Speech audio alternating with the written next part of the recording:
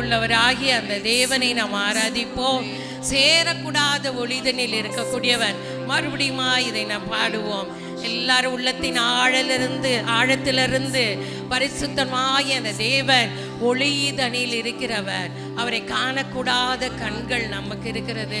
அந்த தேவனை தரிசிக்கத்தக்கதாக பரிசுத்தர் பரிசுத்தர் பரிசுத்தர் என்று ஓயாது தூதர்கள் பாடுகிற வண்ணமாக நாமும் பாடுவோம். ஹல்லேலூயா. ஒருவராய் சாவாமை உள்ளவர் இவர், சேரக்கூடா ஒளிதன் வாசம் செய்பவர். ஒருவராய் சாவாமை உள்ளவர் இவர், சேரக்கூடா ஒளிதன் வாசம் செய்பவர். அகில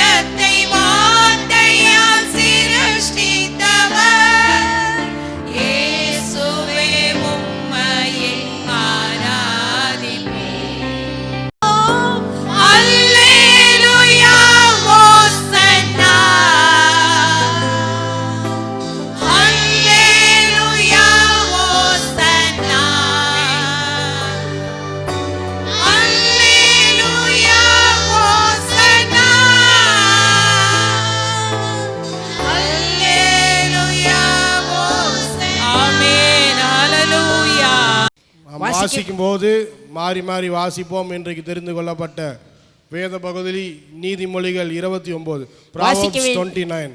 வாசிக்க வேண்டிய வேத பகுதி தாவீதின் குமாரனும் இஸ்ரவேலின் ராஜாவுமாகிய சாலமோனின் நீதிமொழிகள் 29ஆம் அதிகாரம் 1 முதல் சில வசனங்கள் மாறி மாறி வாசிப்போம். அடிக்கடி கடிந்து கொள்ளப்பட்டு தன் பிடரியை கடினப்படுத்துகிறவன் சகாயமின்றி சடிதியில் நாசமடைவான்.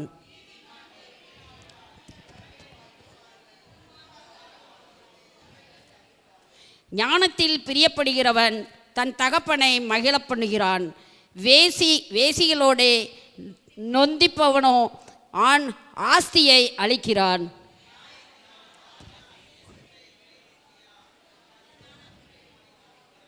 பிறனை முகஸ்துதி செய்கிறவன் அவன் கால்களுக்கு வலையை விரிக்கிறான்.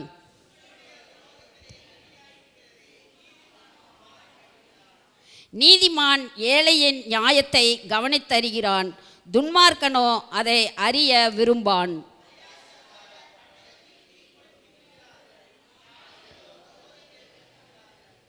ஞானி மூடனின் வழக்காடுகையில் சினத்தினாலும் சிரித்தாலும் அமைதியில்லை.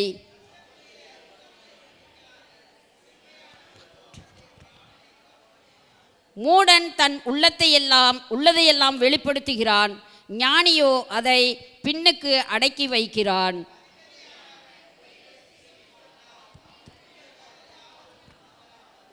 தரித்திரனும் கொடுமைக்காரனும் ஒருவரையொருவர் சந்திக்கிறார்கள். அவ்விருவருடைய கண்களுக்கும் கர்த்தர் வெளிச்சம் கொடுக்கிறார்.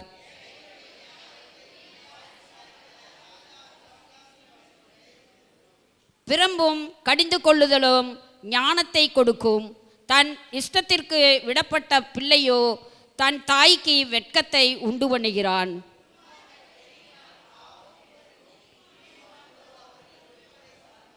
உன் மகனை சிச்சை செய், அவன் உனக்கு ஆறுதல் செய்வான். உன் ஆத்துமாவுக்கு ஆனந்தத்தை உண்டாக்குவான்.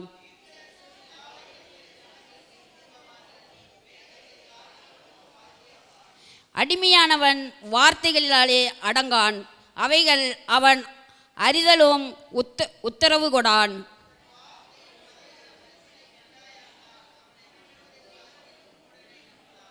ஒருவன் தன் அடிமையை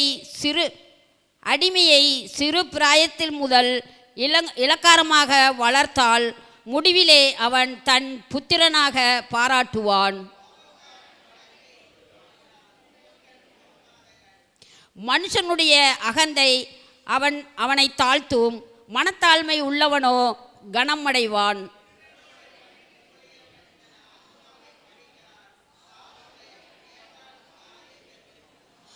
மனுஷனுக்கு பயப்படும் பயம் கண்ணியை வருவிக்கும், கர்த்தரை நம்புகிறவனோ உயர்ந்த அடைக்கலத்திலே வைக்கப்படுவான்.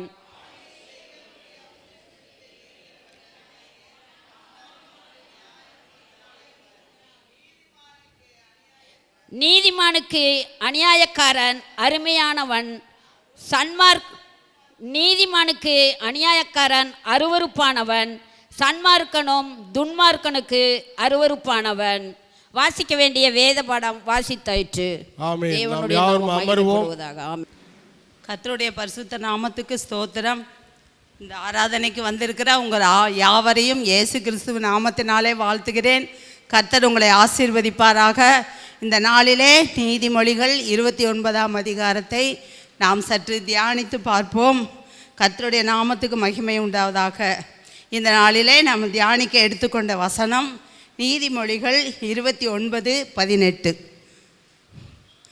யாராவது ஒருவர் வாசிங்க. நீதிமொழிகள் 29:18. சீர்கெட்டு போவார்கள். ஆமென். தீர்க்க தரிசனம் இல்லாத இடத்தில் ஜனங்கள் சீர்கெட்டு போவார்கள், வேதத்தை காக்கிறவனோ பாக்கியவான். இந்த நாளிலே வேத வசனத்தை காத்து கொள்ளுகிறவன் பாக்கியவான் என்பதை குறித்து இந்த நாளிலே நாம் தியானிப்போம். கர்த்தருக்கு ஸ்தோத்திரம். இந்த 1 சாமுவேல் 3ஆம் அதிகாரம் 1வது வசனம்.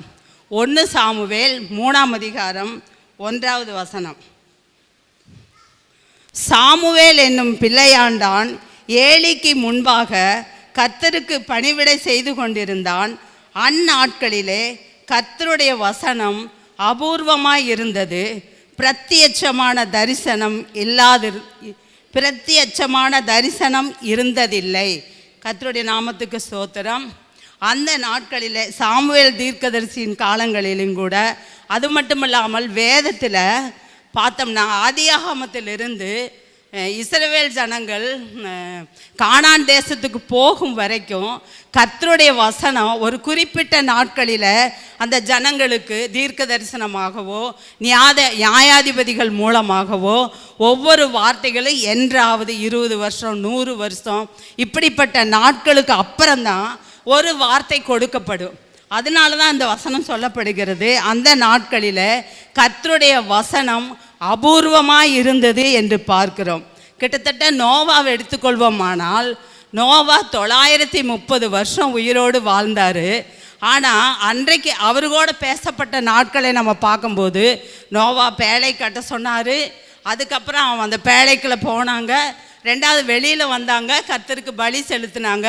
அதோடு சரி, அவரை குறித்ததான மேட்ரு அல்லது வார்த்தைகளோ கர்த்தருடைய வார்த்தை அதுக்கப்புறம் அவங்களுக்கு சொல்லப்படவில்லை. அதே போல் பார்த்திங்கன்னா ஆபிரகாம் எடுத்துக்கொண்டிங்கன்னா, ஆபிரகாம் 175 வருஷம் உயிரோடு இருந்தார். ஆனாலும் அந்த ஆபிரகாமோட கர்த்தர் பேசினதை குறித்து நீங்கள் பார்த்தீங்கன்னா கொஞ்சம் தான், ஒரு 6-7-8 முறைகள் தான் கர்த்தர் பேசினதாய் காணப்படும். இப்படி அதே போல் இஸ்ரவேல் ஜனங்களை எகிப்துக்கு போகிறதுக்கு ஆபிரகாமுக்கு அப்புறம் எகிப்துக்கு போய் 430 வருஷம் அங்கே வாழ்ந்தாங்க. அப்படி வாழ்ந்த காலத்திலையும் கூட கிட்டத்தட்ட கர்த்தருடைய வார்த்தை அன்றைக்கு அங்கே பிரசங்கிக்கப்படவும் இல்லை. கர்த்தருடைய வார்த்தை அவங்களுக்கு அசீரியதையாகவோ தீர்க்க தரிசனமாகவோ கொடுக்கப்படவும் இல்லை. அந்த நாட்களில் ஜனங்கள் அந்த வசனங்களை அறியாதவர்களாய் வாழ்ந்து வந்தாங்க. அதுக்கப்புறம் பார்த்திங்கன்னா கர்த்தர் மோசையை கொண்டு அவர்களை வழி நடத்தி கானான் தேசத்துக்கு போய் சாலமோன் மூலமாக தேவாலயம் கட்டி முடித்ததுக்கப்புறம் கூட, கட்டி முடிக்க வரைக்கும் கர்த்தர் அவங்களோடு பேசினாங்க. அதுக்கப்புறம் அவங்களுக்கு அந்த கர்த்தருடைய வார்த்தை இல்லாமல் போயிற்று. இப்படி அந்த நாட்களில் கிட்டத்தட்ட 4000 வருஷங்களை பார்த்தீங்கன்னா கர்த்தர் என்றைக்காவது அவருடைய சித்தத்தை திட்டத்தை தம்முடைய ஜனங்களுக்கு வெளிப்படுத்தும்படியா என்றைக்காவது ஒருத்தருக்கு தீர்க்கதரிசி மூலமாகவோ நியாயாதிபதிகள் மூலமாகவோ கர்த்தருடைய பிள்ளைகள் மூலமாகவோ ஏதோ ஒரு நாளைக்கு தான் அந்த வார்த்தைகள் அவங்களுக்கு சொல்லப்படும். அதுக்காக கர்த்தர் அந்த ஜனங்கள் அந்த நாட்களில் ஏங்கி கொண்டிருந்தார்கள் என்று சொல்லி பார்க்கிறோம். பாருங்கள், சங்கீதம் 74:9 வாசிங்க. சங்கீதம் 74:9. சங்கீதம் 74:9.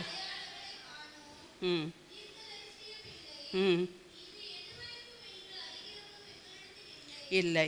அப்படியாக கர்த்தருடைய ஜனங்கள் அன்றைக்கு தவித்தார்கள்.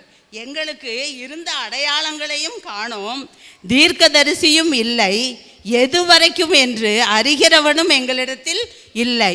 அப்போது கர்த்தருடைய வசனம் அன்றைக்கு சொல்லப்படுவதற்கு வாய்ப்புகளே கிடையாது.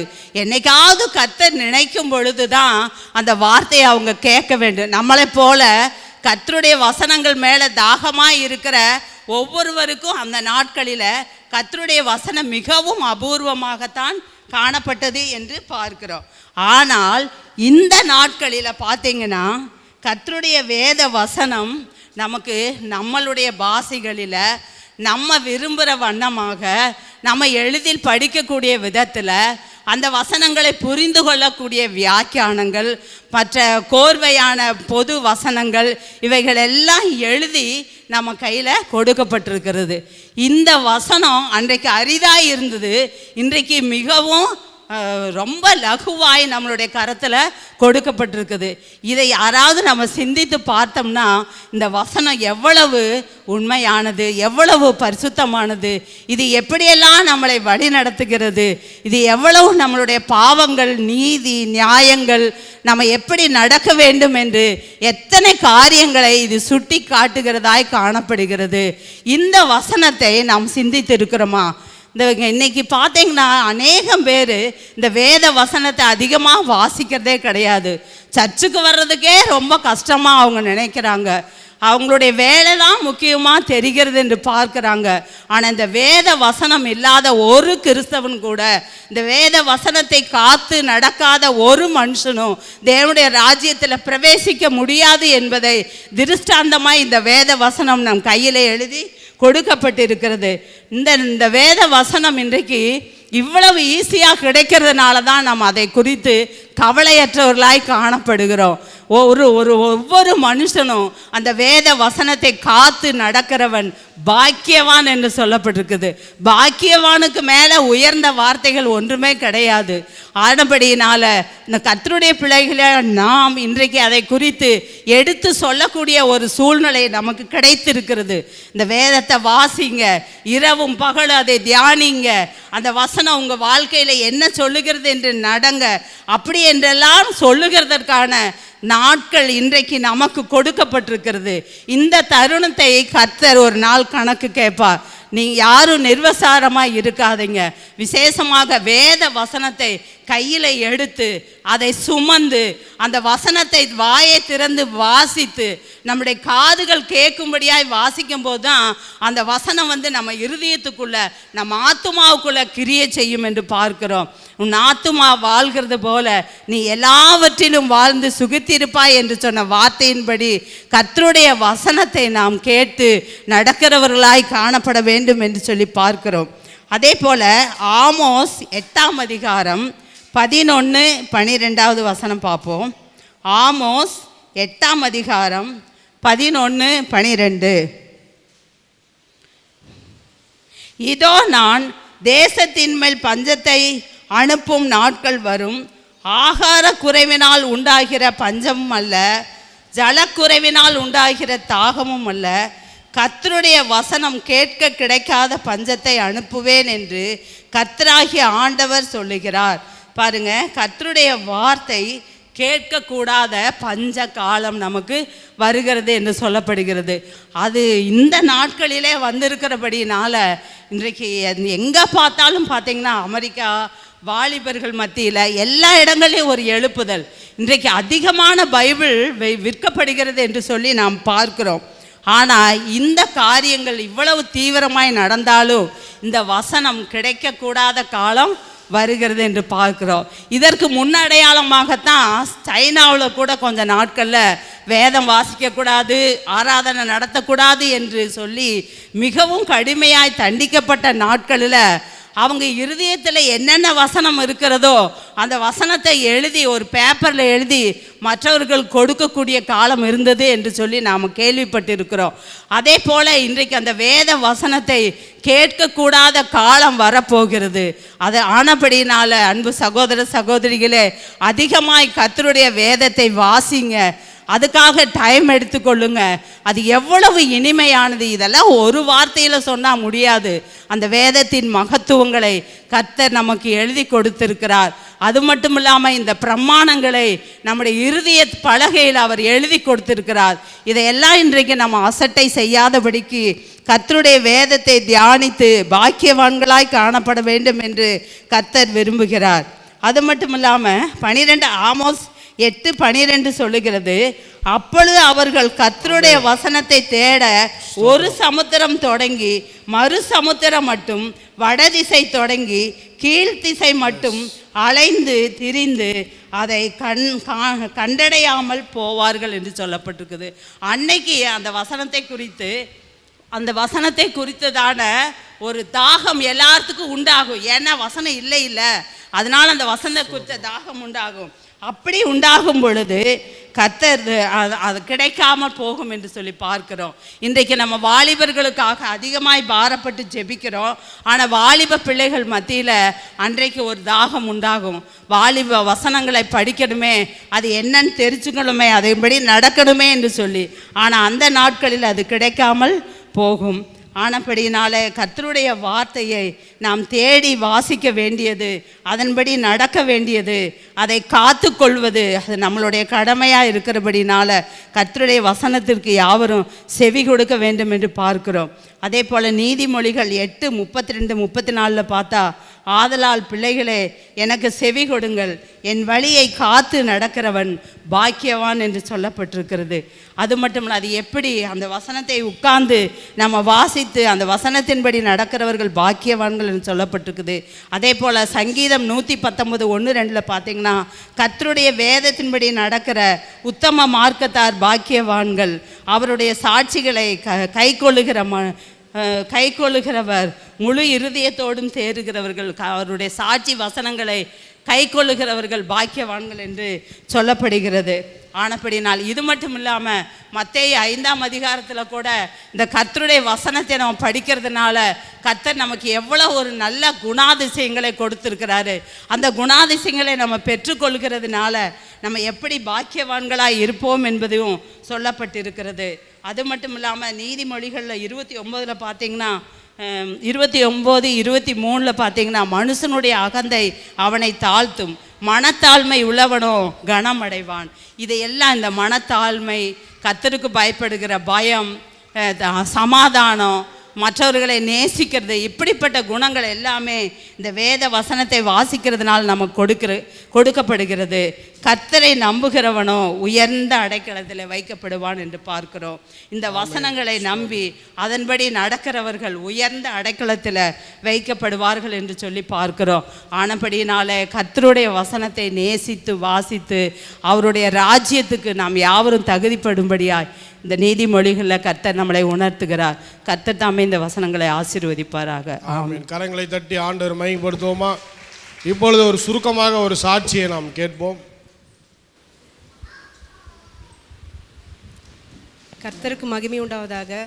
இந்த பெண்கள் தினத்தில் கூட நாங்கள் பெண்களாக எல்லாருமே சேர்ந்து பாட்டு பாடுறதுக்கும் ஆண்டவர் வசனங்களை சொல்லவும் தியானிக்கவும் அனுமதி கொடுத்ததுக்காக நன்றி செலுத்துகிறேன். கடந்த நாட்களில் கூட ஆண்டவர் எங்களுக்கு பெரிய மாற்றங்களை கொடுத்துருக்கிறார். இந்த பெண்கள் தினத்தில் கூட இது ஒரு சின்ன சாட்சியாக சொல்லணும்னு நான் விருப்பப்படுறேன். அதிகாலை ஜெபத்தில் நான் கலந்துக்கிட்டேன். அந்த நேரத்தில் பார்த்திங்கன்னா வெள்ளிக்கிழமை அன்னைக்கு இப்போ போன வாரத்தில் அப்போ எங்கள் ஆயா ரொம்ப கொஞ்சம் கிரிட்டிக்கலான கண்டிஷன், அவங்க விழுந்துட்டாங்க. கீழே விழுந்தபோது அவங்களோட சரீரம் அன்னைக்கு கொஞ்சம் பலனாக தான் இருந்துச்சு. நானுமே நினைக்கவே இல்லை ஆண்டவர் குணப்படுத்தி வீட்டுக்கு அனுப்பி விட்டுருவாருன்றது மட்டும் தான் நான் நினச்சி போனேன். ஆனால் அன்னைக்கு ஆண்டவர் ஒரு வசனத்தை நம்ம பாஸ்டர் மூலமாக வெளிப்படுத்தினார். நல்ல பலனுள்ள ஜீவன் வீட்டுக்கு போகணும், ஆண்டவருக்குள்ளே எடுத்துக்கொள்ள சரீரமாக இருந்தால் அது ஆண்டவருக்குள்ளே எடுத்துக்கொள்ளப்படணும்னு அந்த வார்த்தை அவர் மூலமாக அன்றைக்கி என் கூட பேசின அந்த வார்த்தை நான் ஒரு சமயம் அது நான் ஆயாக்குன்னு சொல்கிறது நான் நினைக்கவே இல்லை. ஏன்னா அவங்க கொஞ்சம் நல்லா இருக்காங்க, கண்டிஷன் பரவாயில்ல, கிரிட்டிக்கல்லேருந்து கொஞ்சம் மேலே வந்துட்டாங்கன்னு சொல்லி தான் நான் அன்றைக்கி நினச்சிட்டு வந்தேன். ஆனால் அந்த வார்த்தை ஆண்டவர் எனக்கு கொடுத்தாருன்றது நான் ஒரு 10:30 மணிக்கு மேலே உணரும் பொழுது என்னோடய சகோதரி அவங்க சொன்னாங்க, இந்த வார்த்தை நம்ம பாஸ்டர் சொன்னாருன்னு சொல்லிட்டு. அப்போ ரொம்ப ஃபீல் பண்ணேன் நான், ஆண்டவரே அப்பா நீங்கள் நம்ம பாஸ்டர் மூலமாக இந்த வார்த்தையை என் கூட பேசுனீங்க, அதுக்காக நன்றி செலுத்துகிற சுவாமி. ஏன்னா அவங்க 98 வயசு கடந்துட்டாங்க. அந்த சரீரம் ரொம்ப துக்கப்படுத்த வேண்டாம், வேதனைப்படுத்த வேண்டாம். நான் கடந்த நாட்களிலும் சொல்லிட்டு ரொம்ப கஷ்டப்பட்டு அழுதும், அம்மாவும் நானும் அழுதும். ஏன்னா நிறைய அவங்க கொஞ்சம் கடைசி நிமிஷத்தில் பார்க்க முடியாத சுச்சுவேஷனில் அவங்க ஒரு உலக பிரகாரமான காரியங்கள். எங்கள் வீட்டில் நாங்கள் மட்டும்தான் ரட்சிக்கப்பட்டிருக்கோம், எங்களை ஃபேமிலியோடு சேர்ந்தவங்க யாரும் இன்னும் ரட்சிக்கப்படவே இல்லை. நான் அதுக்காக நான் ஆண்டவர்கிட்ட நான் ப்ரேயர் பண்ணிக்கிட்டே தான் இருக்கேன். அம்மாவும் மாமாவும் பார்த்திங்கன்னா கோயில் காரியங்களில் கொஞ்சம் அநேகமான ஒரு இது போகிறவங்களாக இருக்கிறாங்க. ஆனால் அதிலும் ஆண்டவர் அவங்க கோயிலுக்கு போயிட்டு வீட்டுக்கு வர அளவுக்கும் ஆயாவை என்னோட ஆயாவை பத்திரமா காத்துட்டார். ஏன்னா அவங்கள கடைசி நிமிஷத்தில் பார்த்துக்க முடியலன்னு சொல்லிட்டு ஒரு இடத்துல விட்டுட்டாங்க. அது ரொம்ப மன வருத்தப்பட்டு போயிட்டாங்க. கஷ்டமான நாட்களிலும் ஆண்டவர் அவங்கள அந்த இடத்துல போக விடாமல் அவங்க ஊருக்கு வரும் அளவும் அந்த உயிரை சரீரத்தை பாதுகாத்தார். அந்த சூழ்நிலைக்காக நாங்கள் நன்றி செலுத்துக்கிறேன். வீட்டுக்கு வந்த உடனே தான் அந்த ஆத்மா ஏதோ ஒரு விதத்தில் வயசானாலும் எந்த ஒரு இதுவுமே உபத்திரத்துக்கும் யாருக்கும் மத்தியிலும் பேசப்படாமல் அந்த சரீரம் நல்லபடியாக போனது ஆண்டவர் இங்கே சர்ச்சுமில் நம்ம சாட்சியாக வசனத்து மூலமாக வெளிப்படுத்தினார். அதே போல் நீங்கள் எல்லாரும் நம்ம பெண்கள் இவ்வளோ பேர் இருக்கும், அதிகாலை ஜெபத்துலேயும் நீங்கள் நிறைய பேர் பங்கு கொள்ளணுன்றது எங்களோட வேண்டுகோள். அதே போல் பெண்கள் தினத்தில் ஆண்டவரே அப்பா இங்கே பெண்களாக நாங்கள் குழுக்கள் ஜெபிக்கும் போது மாதத்தில் ஒரு டைம் புதன்கிழமை வைக்கிறோம். அந்த ஜெப குறிப்புகளையும் சொல்லும் பொழுதும் நம்ம எல்லாரும் எழுப்புதலுக்காக ஜெபிக்கவும் ஆண்டவர் மத்தியில் பேசப்படுற சின்ன சின்ன காரியங்கள்லாம் எனக்கு ஒரு சில விஷயங்கள்லாம் வந்து ஆண்டவர் உணர்த்துவார். அதை போல் உங்கள் எல்லாருக்கும் வந்து பேசுவார்ன்றதை நான் விசுவாசிக்கிறேன். நீங்களும் விசுவாசிச்சுட்டு நீங்கள் பெண்கள் தினத்துலேயும் வரும் நாட்களிலும் இந்த ஃபஸ்ட்டு வர இந்த புதன்கிழமை மீட்டிங்களும் கலந்துக்கணுன்னு எங்களோட விண்ணப்பமாக இங்கே வைக்கிறேன், சாட்சியோடு வைக்கிறேன். இந்த சாட்சி கொடுத்த கர்த்தருக்கு நன்றி சொல்லுவேன். குழந்தை என்பது தேவனால் வரும் சுதந்திரம், கர்ப்பத்தின் கனி, கர்த்தரால் வரும் ஆசீர்வாதம். கர்த்தர் அருமையான இந்த வினோத் ஷேரா இவர்களுக்கு நல்ல ஒரு குழந்தை பிரசவத்தையும் நல்ல ஒரு குழந்தையும் கர்த்தர் கொடுத்திருக்கிறார். இவர்களை இன்றைக்கு பிரதிஷ்டை செய்ய இருக்கிறோம். குழந்தை ஞானஸ்தானம் என்பது வேற, குழந்தை பிரதிஷ்டை என்பது வேற. குழந்தை ஞானஸ்தானம் என்பது சிறு வயதிலே குழந்தைகளுக்கு தாங்கள் பாவி என்பது அவர்கள் அறிய வாய்ப்பு இல்லை. ஞானஸ்தானம் என்பது ஒருவர் அறிந்து பாவி என்று தங்கள் வாயினால் அறிக்கையிட்டு எடுப்பது தான் ஞானஸ்தானம். அதனால் இந்த குழந்தைகள் வந்து சின்ன வயசில் அவங்களுக்கு பாவத்தை பற்றி அறிகிற அறிவு இருக்காது. அதனால் ஞானஸ்தானம் செய்வதை காட்டிலும் பிரதிஷ்டை, இயேசு கிறிஸ்துவை அவங்களுடைய தாயும் தகப்பனும் அவர் சிறு வயதில் இருக்கும்போது அவரை கொண்டு போய் ஜெப ஆலயத்தில் கொண்டு போய் என்ன பண்ணாங்க, நிறுத்தினார்கள் என்று சொல்லி வேத வசனத்தில் நம்ம பார்க்கிறோம். அதன்படியாக நாம் என்ன பண்ணுறோம், இந்த குழந்தையை சிறு வயதிலே ஆண்டவருக்கும் சபைக்கும் சாட்சியாக வளர்ப்பதற்கு இவர்கள் இந்த குழந்தையை இன்றைக்கு பிரதிஷ்டை செய்ய இருக்கிறார்கள். பிரதிஷ்டை என்று சொன்னால் அன்னாள் சாமுவேலை பெற்றெடுத்த பிறகு கொண்டு போய் தேவனுடைய ஆலயத்தில் ஒப்படைத்து ஆண்டவருக்கு பயப்படுகிற பயத்திலே சாமுவேல் வளர வேண்டும் என்று சொல்லி அவனை ஆசீர்வதித்தாள். அதே போல் இன்றைக்கு இந்த குழந்தை தேவனுக்கு பயப்படுகிற பயத்தில் வளரும்படியாக இந்த பெற்றோர்கள் இன்றைக்கு இதை இந்த குழந்தையை பிரதிஷ்டை செய்கிறார்கள். அவங்களுடைய தகப்பனார், தாத்தா, பாட்டி 3 பேரையும் பார்த்து நான் கேட்கிறேன், இந்த குழந்தைய ஆண்டவருடைய பிரசன்னத்திலும் ஆண்டவருடைய சமூகத்திலும் கர்த்தருக்கு பயப்படுகிற பயத்திலும் தேவனுடைய விசுவாசத்திலும் நீங்கள் வளர்த்த நீங்கள் ஒப்பு கொடுக்குறீங்களா? ஒப்பு கொடுக்குறோம். ஆம், ஆமேன், அல்லேலூயா. இவர்கள் இன்றைக்கு இந்த குழந்தைய ஆண்டவருடைய ஆலயத்திலே பிரதிஷ்டை செய்யும் போது நாம் எல்லாரும் கரங்களை நீட்டி இந்த குழந்தைக்காக நாம் ஜெபிப்போம். ஆண்டவர் நல்ல ஒரு பிரசவத்தை இவங்களுக்கு கொடுத்தார். சஹோனி கிரேஸ், பிதா குமாரன் பரிசுத்த ஆவி நாமத்தினால் சஹோனி கிரேஸை இன்றைக்கு நாங்கள் பிரதிஷ்டை செய்கிறோம்.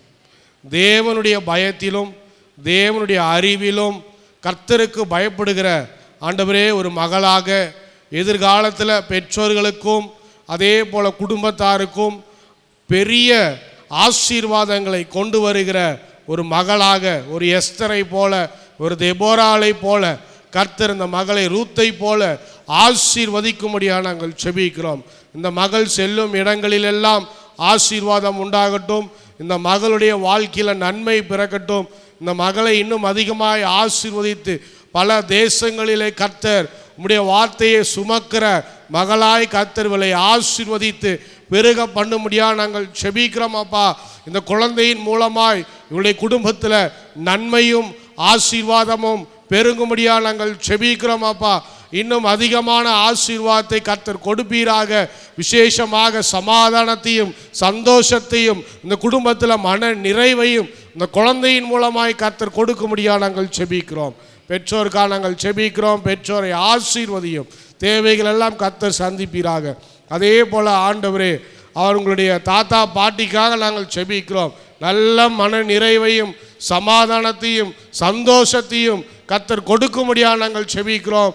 இன்னும் இந்த குடும்பத்தில் இருக்கிற ஒவ்வொருவரையும் ஆசீர்வதிப்பீராக, தேவைகள் எல்லாம் சந்திப்பீராக, இன்னும் பெருக பண்ணும்படியாக நாங்கள் செபிக்கிறோம். தேவனுடைய கரம் இந்த குடும்பத்தோடு இருக்கும்படியாக நாங்கள் செபிக்கிறோம். பிசாசு கொண்டு வருகிற எல்லா ஆயுதமும் இயேசுவின் நாமத்தால் வாய்க்காமல் போகும்படியாக நாங்கள் செபிக்கிறோம். கர்த்தர் இன்னும் அதிகமாய் ஆசீர்வதிப்பீராக, வழி நடத்துவீராக, பாதுகாத்து கொள்ளுவீராக. தொடர்ந்து அந்த குடும்பத்தை உம்முடைய குடும்பமாய் நீர் பொறுப்பெடுத்து வழி நடத்தும். சகல துதிக்கான மகிமையெல்லாம் உமக்கே செலுத்துகிறோம். இயேசுவின் நாமத்தினால செபிக்கிறோம் நல்ல பிதாவே, ஆமென். இருங்க. என்னுடைய மனைவி சிஸ்டர் கிளாடி அவங்க இந்த குழந்தைக்கு ஒரு பரிசு வேதாகம புஸ்தகத்தை கொடுப்பார்கள். நாம் எல்லாரும் கரங்களை தட்டி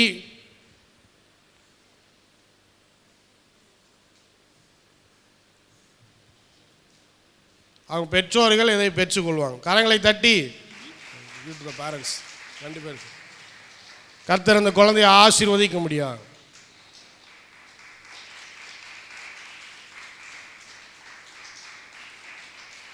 தேங்க்யூ. எங்களை கிருபையாக நேசிக்கிற நல்ல தகப்பனே, இந்த வேளையிலே தேசத்துக்காக நாங்கள் ஜெபிக்கிறோம். எங்கள் தேசத்தை நீர் அறிந்திருக்கிறீரப்பா. எங்கள் தேசத்தை ஆசீர்வதிக்கும்படியாய் ஜெபிக்கிறோம். எங்கள் தேசத்தில் நடக்கிற எல்லா காரியங்களும் ஆண்டவரே உம்முடைய கரத்தில் வைக்கிறோம். எங்கள் தேசத்தில் ஏற்படுகிற எல்லா விதமான கர்த்தாவே ஸ்தோத்திரம் ஸ்தோத்திரம் அப்பா. இடைஞ்சல்களையும் அப்பா எங்கள் தேசத்தில் நடக்கிற எல்லா விதமான குழப்பங்களையும் மாற்றும்படியாய் ஜெபிக்கிறோம். எங்கள் தேசத்துக்கு நன்மை உண்டாகும்படியாய் ஜெபிக்கிறோம் அப்பா. அல்லேலூயா ஸ்தோத்திரம் அப்பா. அதுபோல் எங்கள் சபையை உம்முடைய கரத்தில் ஒப்புக் கொடுக்குறோம். எங்கள் சபை மக்களை உம்முடைய கரத்தில் ஒப்புக் கொடுக்குறோம் ஆண்டவரே. எங்கள் சபைக்கு இன்னும் அதிகமான ஆத்துமாக்களை நீங்கள் கொடுக்கும்படியாய் ஜெபிக்கிறோம் அப்பா. ஸ்தோத்திரம். வாலிபர்களும் வாலிப பிள்ளைகளையும் அப்பா ஆசீர்வதிக்கும்படியாய் ஜெபிக்கிறோம். உமக்கேற்ற பாத்திரமாய் விளங்கும்படியான கிருபையை நீங்கள் தரும்படியாய் ஜெபிக்கிறோம் அப்பா. ஸ்தோத்திரம். நன்றியோடு உம்மை துதிக்கிறோம் அப்பா. ஆண்டவரே, இந்த வெயிலின் தாக்கத்தில் இருந்து அப்பா எங்களை எல்லாம் நீங்கள் காத்து கொள்ளும்படியாய் ஜெபிக்கிறோம் அப்பா. எங்கள் தேசத்துக்கு நல்ல மழையை நீங்கள் கொடுக்கும்படியாய் ஜெபிக்கிறோம் அப்பா. ஸ்தோத்திரம் ஆண்டவரே அப்பா. அதுபோல் ஆண்டவரே பள்ளி அப்பா இப்பொழுது பரீட்சை எழுதுகிற பிள்ளைகளையும் உடைய கரத்தில் ஒப்புக் கொடுக்கிறோம் அப்பா. பிள்ளைகளுக்கு நல்ல ஞானத்தையும் அறிவையும் கொடுக்கும்படியாய் ஜெபிக்கிறோம். படித்த பாடங்களெல்லாம் மனதில் பதிந்து அதற்கேற்ற நல்ல பதிலை கொடுக்கும்படியான கிருபையை நீங்கள் தரும்படியாய் ஜெபிக்கிறோம். சாலமோனுக்கு ஒத்த நல்ல ஞானத்தை ஒவ்வொருவருக்கு நீங்கள் தரும்படியாய் ஜெபிக்கிறோம் அப்பா. ஸ்தோத்திரம் அப்பா. எங்கள் சபையில் இருக்கிற ஒவ்வொரு குடும்பங்களை நீர் ஆசீர்வதிக்கும்படியாய் ஜெபிக்கிறோம். குடும்பத்தின் தேவைகளை அறிந்த தகப்பன் நீர் அப்பா. எல்லா குடும்பத்தின் தேவைகளை சந்திக்கும்படியாய் ஜெபிக்கிறோம் அப்பா. ஸ்தோத்திரம். தேவைகளை அறிந்தவர் அப்பா. ஆண்டவரே ஸ்தோத்திரம் ஸ்தோத்திரம். இன்னும் எங்கள் சபைக்கு ஆத்துமாக்களை நீங்கள் கொடுக்கும்படியாய் ஜெபிக்கிறோம் அப்பா. ஸ்தோத்திரம். திருமணமாகாத பிள்ளைகளுக்கு திருமண வாழ்க்கை நீங்கள் ஏற்படுத்தி கொடுக்கும்படியாய் ஜெபிக்கிறோம் அப்பா. ஸ்தோத்திரம். கற்பத்தின் கனியை நீங்கள் ஆசீர்வதிக்கும்படியாய் ஜெபிக்கிறோம் அப்பா. குழந்தையில்லாத பிள்ளைகளுக்கு நல்ல குழந்தை பாக்கியத்தை கொடுக்கும்படியாய் ஜெபிக்கிறோம் அப்பா. அப்பா எங்கள் ஆலயத்தில் நல்ல காரியங்கள் நடக்கும்படியான கிருபையை நீங்கள் தரும்படியாய் ஜெபிக்கிறோம் அப்பா. இந்த ஆராதனை வேலையை நீங்கள் ஆசீர்வதித்து கொடுக்கும்படியாய் இயேசுவின் நாமத்தினால் ஜெபிக்கிறோம் நல்ல பிதாவே, ஆமென். என் ஆத்துமாவே நன்றி சொல்லு முழு உள்ளத்தோடு. என் ஆத்துமாவே நன்றி சொல்லு முழு உள்ளத்தோடு. கர்த்தர் செய்த நன்மைகளை ஒரு நாளும் மறவாதே. கர்த்தர் செய்த நன்மைகளை ஒரு நாளும் மறவாதே. என் ஆத்துமாவே நன்றி சொல்லு முழு உள்ளத்தோடு. ஆமென். ஆராதிக்க கூடினோம், ஆர்ப்பரித்து பாடிடுவோம். ஆராதிக்க கூடினோம், ஆர்ப்பரித்து பாடிடுவோம். வல்ல இயேசு நல் தேவன், என்றென்றும் அவர் நம் தேவன். வல்ல இயேசு நல் தேவன், என்றென்றும் அவர் நம் தேவன். தேவ வாசஸ்தலம் என்றும் இன்பமானதே. மகிமை தேவன் கிறிஸ்து இயேசு பிரசன்னம் எங்கே. தேவ வாசஸ்தலம் என்றும் இன்பமானதே. மகிமை தேவன் கிறிஸ்து இயேசு பிரசன்னம் எங்கே. மகிமை மகிமையே என் மனம் பாடுதே.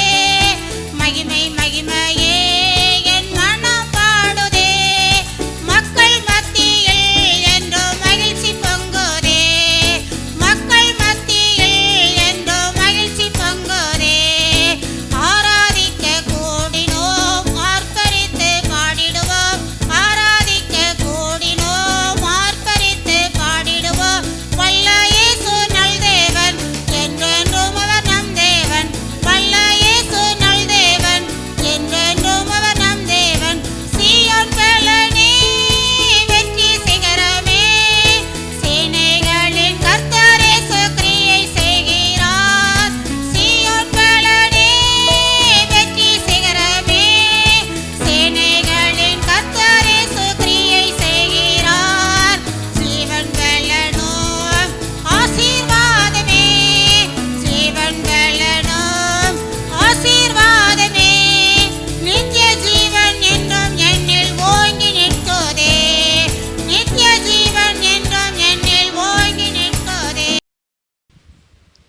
அன்பின் பரலோக பிதாவே, இந்த ஓய்வு நாளின் காலை வேலைக்காக சபை ஆராதனைக்காக உம்மை நன்றியோடு கூட உம்மை ஸ்தோத்திரிக்கிறோம் அப்பா. இன்று மகளிர் தினத்தன்று ஆண்டவரே, மகளிராக ஒன்று கூடி இந்த ஆராதனையை நடத்த கிருபை செய்த தயவுக்காக உமக்கு நன்றி ஆண்டவரே. ஆமாப்பா, நாங்கள் வேதாகமத்தில் இருந்த பெண்களைப் போல எங்களுடைய சபையில் இருக்கிற சகோதரிகள் அனைவரும் ஆண்டவரே, தெபோராக்களா எஸ்தரா எழுந்து பிரகாசிக்க நீர் கிருபை செய்ய வேண்டுமாய் செபிக்கிறோம் அப்பா. இந்த ஆராதனை வேலையிலும் கூட, பாடல் வேலையிலும் ஆராதனை வேலையிலும் நீர் கூட இருந்தீர், சங்கீதத்தில் நீர் கூட இருந்தீர் அப்பா. அதை போல் காணிக்கை பகுதியிலும் நீர் கூட இருந்த தயவுக்காக உமக்கு நன்றி அப்பா. இனிமேல் வருகிற ஆண்டவரே செய்தி வேலையிலும் கூட உம்முடைய கிருபை சமூகம் எங்களோடு கூட இருப்பதாக இந்த வாரத்திற்குரிய மன்னாவை நீர் எங்களுக்கு தரும்படியாய் செபிக்கிறோம் ஆண்டவரை. இன்றும் கூட ஞானஸ்நானம் செய்து கொண்ட 2 குழந்தைகளுக்காக உம்மை நன்றியோடு கூட உம்மை ஸ்தோத்திரிக்கிறோம் அப்பா. ஆண்டவரே, சபை பெருக்கத்தில் இந்த குழந்தைகளும் ஒரு விதத்தில் எங்களோடு கூட பங்கு கொள்கிறார்கள் என்பதை நாங்கள் நினைத்து சந்தோஷப்படுகிறோம் ஆண்டவரே. 2 குழந்தைகளும் ஆண்டவரே நல்ல எழும்பி பிரகாசிக்க, இந்த உலகத்தில் அனைத்து ஆசீர்வாதங்களையும் பெற்றுக்கொள்ள நீர் கிருபை செய்ய வேண்டுமாய் செபிக்கிறோம் ஆண்டவரே. ஞாயிறு பள்ளியில் இருக்கிற குழந்தைகளையும் நீர் ஆசீர்வதிப்பீராக ஆண்டவரே. உலக பிரகாரமான எல்லா காரியங்களிலும் எங்களுடைய சபை குழந்தைகள் ஓங்கி வளர்ந்த ஆண்டவரே, நாளைய தினத்தில் அவர்கள் அப்பா தொழிலதிபர்களாகவும் உம்முடைய ஊழியத்தை செய்பவர்களாகவும் ஆண்டவரே, மருத்துவர்களாகவும் என்ஜினியர்களாகவும் ஆண்டவரை எழும்பி பிரகாசிக்க கிருபை செய்ய வேண்டுமாய் செபிக்கிறோம். இனிமேல் ஆண்டவரே, இந்த ஆராதனையிலும் முடிவு பரியந்தம் உம்முடைய கிருபை எங்களோடு கூட இருக்கும்படியாக ஜெபிக்கிறோம் அப்பா. அனைத்து காரியங்களும் உம்முடைய சமூகத்தில் வைக்கிறோம். இயேசுவின் நாமத்தில் வேண்டிக் கொள்கிற நல்ல பிதாவே, ஆமென். முதலாவதாக சிஸ்டர் குளோரி அவர்கள் கரங்களை தட்டி நாம் வரவேற்போம்.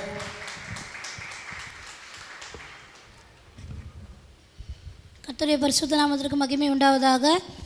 இந்த நல்ல வேதாகமத்தில் உள்ள சில பெண்களை குறித்து நாங்கள் பேச இருக்கிறோம். ஆளுக்கு ஒரு 2 நிமிஷம் 3 நிமிஷம்தான். ஆவதும் பெண்ணாலே அழிவதும் பெண்பாலே அப்படின்னு சொல்லிட்டு ஒரு பழமொழி சொல்லப்படுகிறது. என்னதான் பெண்கள் தீமைகள் சில குற்றங்கள் இருந்தாலும் அவர்களிடத்தில் இருக்கிற நற்குணங்கள் மிகுந்த பெரியதாக இருக்கிறது. அதை குறித்து தான் இன்றைக்கி பேச வந்திருக்கிறோம். முதலாவது ஏவாள் சின்ன தவறு செய்தனால மிகப்பெரிய தண்டனைக்குள்ளாக மனுஷர்கள் யாவரும் போனோம். ஆனால் அந்த வழியாக வந்த பெண்கள் அநேக நன்மைகளை செய்திருக்காங்க. அது என்ன அப்படின்னு பார்க்க போகிறோம். தான் போகும் இடம் எது என்று தெரியாமல் போன போதும் தன் கணவருக்கு பின் சென்ற ஸ்திரீ யாரு? யாராவது ஒருத்தர் சொல்லுங்கள் பார்க்கலாம். சாராள். அந்த சாராளை குறித்து தான் நம்ம இன்றைக்கி பார்க்க போகிறோம். சாராள் இடத்தில் சின்ன சின்ன தீமையான குணங்கள் இருந்தாலும் அநேக கஷ்டங்களை தாண்டி அவங்க செய்த ஒரு மிகப்பெரிய நன்மையான குணம் என்ன அப்படின்னு பார்க்க போகிறோம். ஃபஸ்ட்டு என்ன பண்ணுறாங்க, ஆபிரகாம் 12வது அதிகாரத்தில் ஆண்டவர் ஆபிரகாமை அழைக்கிறார். நீ உன்னுடைய தேசத்தையும் உன் இனத்தையும் உன் தகப்பனுடைய வீட்டையும் விட்டு புறப்பட்டு போ அப்படின்னு சொல்லிட்டு இந்த இடத்துல ஆபிரகாமுக்கு மட்டும்தான் அழைப்பு கொடுக்கப்படுது. ஆனாலும் தன்னுடைய கணவனாருக்கு கிடைத்த அந்த அழைப்பை தனக்கே கிடைத்ததாக எண்ணி கணவருக்கு பின்பாக கடந்து சொல்கிற ஸ்ரீ தான் சாராள். இந்த சாராள் தன்னுடைய கணவர் எங்கே போகிறாருன்னு தெரியாமல் தான் போகிறாங்க. ஒரு இடம் வந்த பொழுது கானானியர் அந்த தேசத்தில் இருக்கிறாங்க. அந்த இடத்த பார்த்து ஆண்டவர் சொல்கிறாரு, இந்த தேசத்தை நான் உனக்கு கொடுப்பேன் அப்படின்னு. உடனே ஆபிரகாம் இந்த தேசத்தில் நாம் தங்கியிருக்கிறது தான் தேவ சித்தம் அப்படிங்கிறத அறிந்து கொண்டு அந்த இடத்துல குடியிருக்கிறாரு. ஆனால் அவங்க நல்லா ஒரு செட்டில் ஆகிட்டோம் அப்படின்னு நினச்சிட்டு அப்போ தான் தங்களுடைய வாழ்க்கையவே போய் ஸ்டார்ட் பண்ணுறாங்க. இந்த இடத்துல என்ன ஆகுது, அவ்வளோ நாள் அந்த இடம் ஆசீர்வாதமாக தான் இருக்குது. ஆனால் ஆபிரகாமும் சாராலும் போய் குடிபெயர்ந்த கொஞ்ச நாட்கள்லே ஒரு மிகப்பெரிய பஞ்சம் உண்டாகுது. இப்போ சாதாரணமாக இன்றைக்கி நடக்கிற சூழ்நிலையில் நம்ம பார்த்தோம் அப்படின்னா, தன்னுடைய கணவனை நம்பி மனைவி வரும் பொழுது ஆசீர்வாதமாக இருக்கும் பொழுது இருக்கிறோம். ஆனால் ஒரு சிலர் என்ன ஆகுறாங்கன்னா, ஆசீர்வாதம் அந்த இடத்த விட்டு விலகி போயிடுச்சு அப்படிங்கிறப்ப உன்னை நம்பி எனக்கு என்ன பிரயோஜனம், நான் பேசாமல் என்னுடைய அம்மா வீட்டுக்கே போயிடுறேன் அப்படின்னு சொல்லிட்டு ஒரு நிமிஷம் நினைக்கிற சூழ்நிலை கூட வருது. அதே சூழ்நிலையில் தான் சாராலும் கடந்து வராங்க. மிகுந்த செல்வ செழிப்பாக தன்னுடைய தகப்பனுடைய வீட்டில் வாழ்ந்த பெண். ஆனால் இங்கே கணவனை நம்பி வந்த பொழுது என்ன ஆகுதுன்னா பஞ்சம் ஏற்படுகிறது. இந்த பஞ்சத்துலேயும் நான் உன் கூட இருக்கணுமா, பேசாமல் அப்பா வீட்டுக்கு நான் போயிடுறேன் அப்படின்னு அவங்க நினச்சே பார்க்கல. என்னுடைய கணவருக்கு என்ன சூழ்நிலை வருகிறதோ அந்த சூழ்நிலையை நானும் கடந்து வர ரெடியாக இருக்கேன் அப்படின்னு சொல்லிட்டு ஆண்டவரை நம்பி அந்த இடத்துல அவங்க வந்து பஞ்சமான இடத்துலும் குடியிருக்காங்க. சரி, இங்கே தான் பஞ்சம் இருக்கேன்னு சொல்லிட்டு எகிப்துக்கு போகலாம் அப்படின்னு சொல்லிட்டு 2 பேருமாக புறப்பட்டு போகிறாங்க. எகிப்துக்கு போகிற இடத்துல தன்னுடைய கணவர் தனக்கு வந்து பக்கபலமாக இருப்பாங்க. ஏன்னா அவங்க எல்லாத்தையும் விட்டு கணவனை தான் நம்பி வராங்க. கண்டிப்பாக என்னுடைய ஹஸ்பண்ட் வந்து என்னை வந்து பாதுகாத்துக்குவார் அப்படின்னு நம்பி தான் போகிறாங்க. இங்கே போகிறப்ப என்ன ஆகுது, ஆபிரகாம் சொல்கிறாரு, நீ ரொம்ப அழகுள்ள பெண், அதனால் உன்னிமித்தம் என்ன கொண்டு போட்டுருவாங்க, ஸோ நீ கொஞ்சம் என்னை விட்டு நகர்ந்து நில்லு, நீயும் நானும் யாருன்னே தெரியாத மாதிரி நம்ம நடந்துக்குவோம், யாராவது கேட்டால் நான் வந்து உனக்கு அண்ணன் சொல்லிடு அப்படின்னு சொல்கிறாரு. இப்போ வந்து சாராள் வந்து ரொம்ப பயந்து போகிறாங்க. ஐயோ, நான் நம்பி வந்தது என்னுடைய கணவரை, ஆனால் இவர் இங்கே என்ன பண்ணுறாரு, என்னை வந்து கழட்டி விட பார்க்குறாரு, நான் இப்போ யாரை நம்புவேன் அப்படின்னு சொல்லிட்டு ரொம்ப பயந்து போய் நிற்கிறாங்க. இப்போ பார்வோன் வந்து சாராளை வந்து தனக்கு மறுமனையாட்டி கொள்ள ஆசைப்படுறாரு. ஆனால் பார்வோனுக்கும் அவருடைய குடும்பத்தாருக்கும் ஒரு வாதியை ஆண்டவர் கட்டளையிட்டனால இது வந்து சாராள் வந்து ஆபிரகாமுக்கு மனைவி அப்படின்னு தெரிஞ்சுக்கொள்கிறாங்க.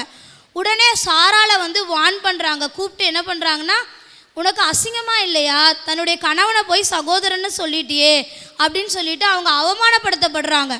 பெண்களுக்கு இந்த நாளில் சமுதாயத்தில் வந்து இப்படிப்பட்ட சூழ்நிலை தள்ளப்படுற ஒரு சூழ்நிலை தான் காணப்படுகிறது.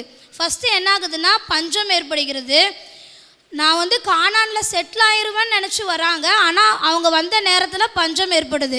இதனால் என்ன பண்ணுறாங்க, நம்ம எங்கே போகிறதுன்னு தெரியாமல் ரொம்ப கஷ்டத்தில் இருக்கிறாங்க. ரெண்டாவது வந்து தன் மலை போல் நம்பி இருக்கிற கணவனார் வந்து கைவிடுறாரு. ஐயோ, உன்னால் நான் செத்துருவேன் போல இருக்குது, அதனால் நீ வந்து உன்னுடைய வாழ்க்கையை பார்த்துக்கோ, கொஞ்ச நாளைக்கு நம்ம இருக்கிற இந்த எகிப்தில் வந்து நம்ம 2 பேரும் சகோதரிகளை போல் இருந்து கொள்வோம் அப்படின்னு சொல்கிறாங்க. ஆனால் அந்த சூழ்நிலையிலும் ஆண்டவர் வந்து கைவிடவே இல்லை. கணவரே கைவிட்டாலும் கர்த்தர் என்னை கைவிட மாட்டார்னு சொல்லிட்டு ஒரு வைராக்கியமான விசுவாசம் அவருக்கு ஆண்டவர் மேலே இருக்குது. மூணாவது வந்து அவமானம். பெண்களுக்கு இந்த நாளில் குழந்தை இல்லைனாலும் பாருங்கள், பெண்களை தான் டாமினேட் பண்ணுறாங்க. அப்போ என்ன சூழ்நிலை, குடும்பத்தில் மட்டும் இல்லை, சமுதாயத்தில் போகிற எல்லா இடத்திலும் ஒரு சின்ன அவமானம்னாலும் தன்னுடைய வீட்டில் இருக்கிற ஆண் பிள்ளைகளை வந்து எல்லாருமே வந்து பெருமையாக தான் பேசிக்கொள்கிறோம். ஆனால் பெண் பிள்ளைகளுக்கு தான் எல்லா அவமானங்களும், அது திருமணத்துக்கு முன்பாகவும் சரி, திருமணம் ஆனாலும் பின்னாலேயும் என்ன ஆகுது, பெண்கள் வந்து அவமானப்படுத்தப்படுகிற ஒரு சூழ்நிலை. ஆனால் இந்த எல்லா சூழ்நிலையிலும் என்ன பண்ணுறாங்கன்னா, இந்த சாராள் வந்து கர்த்தர் என்னை பாதுகாப்பார், யார் என்னை கைவிட்டாலும் ஆண்டவர் என்னை கைவிடவே மாட்டாருன்னு சொல்லிட்டு ஒரு உறுதியாக ஆண்டவர் மேலே விசுவாசமாக இருக்கிறாங்க. இதனுடைய பிரதிபலனாக தான் வாக்குத்தத்தம் ஆபிரகாமுக்கு கொடுக்கப்படுகிறது, நான் உனக்கு ஒரு பிள்ளையை கொடுப்பேன் அப்படின்னு. இந்த வாக்குத்தத்தம் நிறைவேறத்துக்கு சாராள் குறுக்கு வழியில் போனாலும் கூட அந்த இடத்துல ஆண்டவர் அதை மன்னிக்கிறாரு. தவறு செய்தாங்க தான், ஆனாலும் அதுலேருந்து மீண்டு வரத்துக்கு கர்த்தர் ஒரு வாய்ப்பை கொடுத்தார். கடைசியாக ஆண்டவர் வந்து கொடுத்த அந்த வாக்குத்தத்தத்தின் பிள்ளைகளை ஆபிரகாமும் சாராளுமாக பெற்றுக்கொள்கிறாங்க. இதுக்கு காரணம் என்ன அப்படின்னு பார்த்தா, சாராளுக்கு ஆண்டவர் மேலே இருந்த விசுவாசம்தான். அவங்களுடைய தகப்பனார் வந்து சாராய் அப்படின்னு சொல்லிட்டு அவங்களுக்கு பெயரிடுறாங்க. அதுக்கு இளவரசி அப்படின்னு பேர். அந்த வீட்டுக்கு அவங்க இளவரசியாக இருக்கலாம், ஆனாலும் ஆண்டவர் வந்து அவங்களுடைய பேரை வந்து சாராள் அப்படின்னு மாற்றி தேசங்களுக்கெல்லாம் எல்லா ஜாதிகளுக்கும் நீதான் தாய் அப்படின்னு சொல்லிட்டு ஆண்டவரே வந்து பெயர் சூட்டுறாரு. இங்கே சாராள் நிறைய தப்பு தான் பண்ணியிருக்காங்க அப்படின்னு நிறைய பேர் ஆர்கியூ பண்ணுவாங்க. ஆனாலும் எபிரேயர் 11வது அதிகாரம் 11வது வசனத்தில் சொல்லப்படுகிறது, சாராள் வந்து விசுவாசத்துக்கு ஒரு இலக்கணமாக இருந்தாங்க அப்படின்னு சொல்லிட்டு, விசுவாசத்தின் தாய் அப்படின்னு சொல்லிட்டு விசுவாச வீரர்களுடைய பட்டியலில் இடம்பெற்ற முதல் பெண்ணே இந்த சாராள் தான். அதனால் அந்த சாராளுக்குள்ளே இருந்த விசுவாசம் நமக்குள்ளாகவும் கர்த்தர் கட்டளையிடும்படியாக இந்த நாளில் நாம் வேண்டிக் கொள்வோம். சாராளுக்குள்ளே இருந்த பெரிய நற்குணம் என்னன்னு பார்த்தோம்னா, கர்த்தர் மீது அவங்களுக்கு இருந்த விசுவாசம்.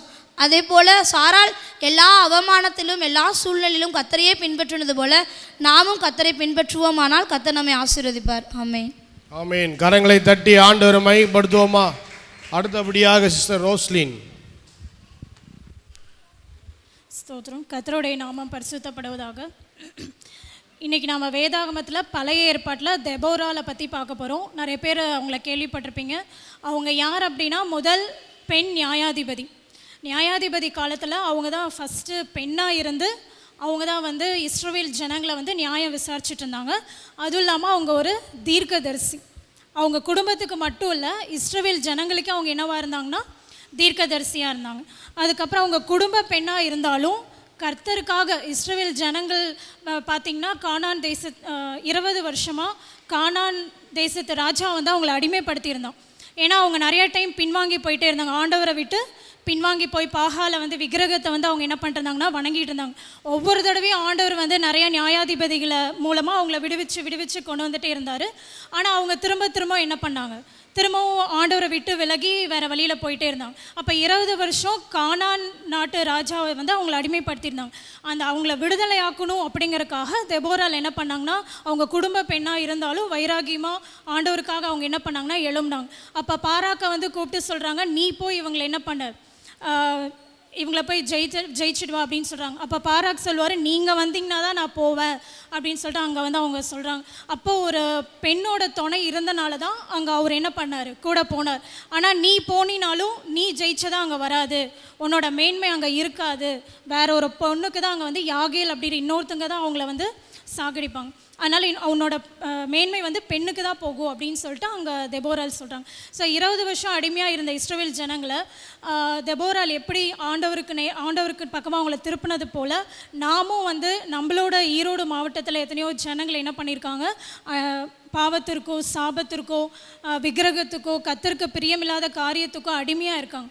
தெபோரால் எப்படி ஒரு தாயாக இஸ்ரவேல் ஜனங்களுக்கு இருந்தது போல் கிராமத்தையும் பட்டணங்களையும் அவங்க என்ன பண்ணாங்கன்னா கர்த்தருக்கு நேராக திருப்பினாங்க, இஸ்ரவேல் ஜனங்களை திருப்பினாங்க. அதே போல் நாம் பெண்களாகி நாம் ஒவ்வொருவரும் தெபோரால போல் எழும்பி நம்மளோட குடும்பத்தில், நம்ம இருக்கிற தெருவில், நம்ம இருக்கிற ஏரியாவில், நம்ம இருக்கிற மாவட்டத்தில் தெபோராக்களை போல் எழும்பினா மட்டும்தான் ஆண்டவரோட ராஜ்யத்திற்கு அநேக ஆத்துமாக்களை நம்ம என்ன பண்ண முடியும், கூட்டிகிட்டு போக முடியும். ஸோ இந்த பெண்கள் தினத்தில் சொல்ல வேண்டியது என்னென்னா, தெபோரால போல் நம்ம ஒவ்வொரு பெண்களும் தைரியமாக இருக்கணும். அவங்க எப்படி இருந்தாங்கன்னா பயப்படவே இல்லை.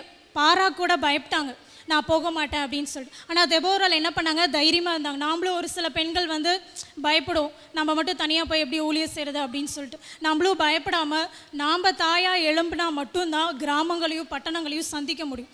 தெபோரால போல் நாமளும் என்ன பண்ணோம், நம்ம குடும்பத்துக்காக எழும்பணும். நம்ம குடும்பத்தில் இருக்கவங்க ரட்சிக்கப்படுறதுக்காகவும், நம்ம தெருவில் இருக்கவங்க ரட்சிக்கப்படுறதுக்காகவும், நம்மளோட மாவட்டத்தில் இருக்கவங்க ரட்சிக்கப்படுறதுக்காகவும் நாம் ஒவ்வொருவரும் தெபோராலாக எழும்பினா மட்டும்தான் ஆண்டவருக்கு நேராக பரலோக ராஜ்யத்திற்கு, தேவனோட ராஜ்யத்திற்கு ஆத்துமாக்களை கொண்டு போக முடியும், நம்மளோட சபைகளுக்கும் ஆத்துமாக்களை சேர்க்க முடியும். ஸோ இந்த பெண்கள் தினத்தில் நம்ம சொல்ல வேண்டியது, தெபோராக்களை போல் நம்ம ஒவ்வொரு பெண்களும் எழும்ப வேணும். ஆமென். கரங்களை தட்டி ஆண்டவரை மகிமைப்படுத்துவோம். அடுத்த சிஸ்டர் எஸ்தர்.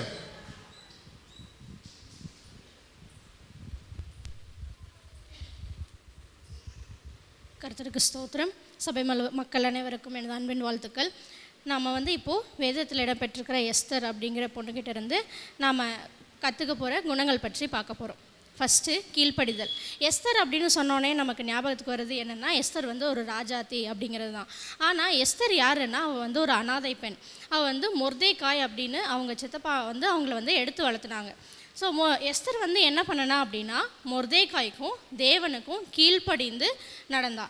அதனால தான் வந்து எஸ்தர் ராஜாத்தியாக மாறினான். ஸோ நம்மளும் வந்து தேவனுக்கு கீழ்ப்படிந்து நடக்கும்போது நம்மளையும் ஒரு நல்ல இடத்துக்கு தேவன் கொண்டு போவார். சாதாரண பெண்களையும் கொண்டு அசாதாரணமான காரியத்தை செய்வதற்கு தேவன் வல்லவராக இருக்கிறார்.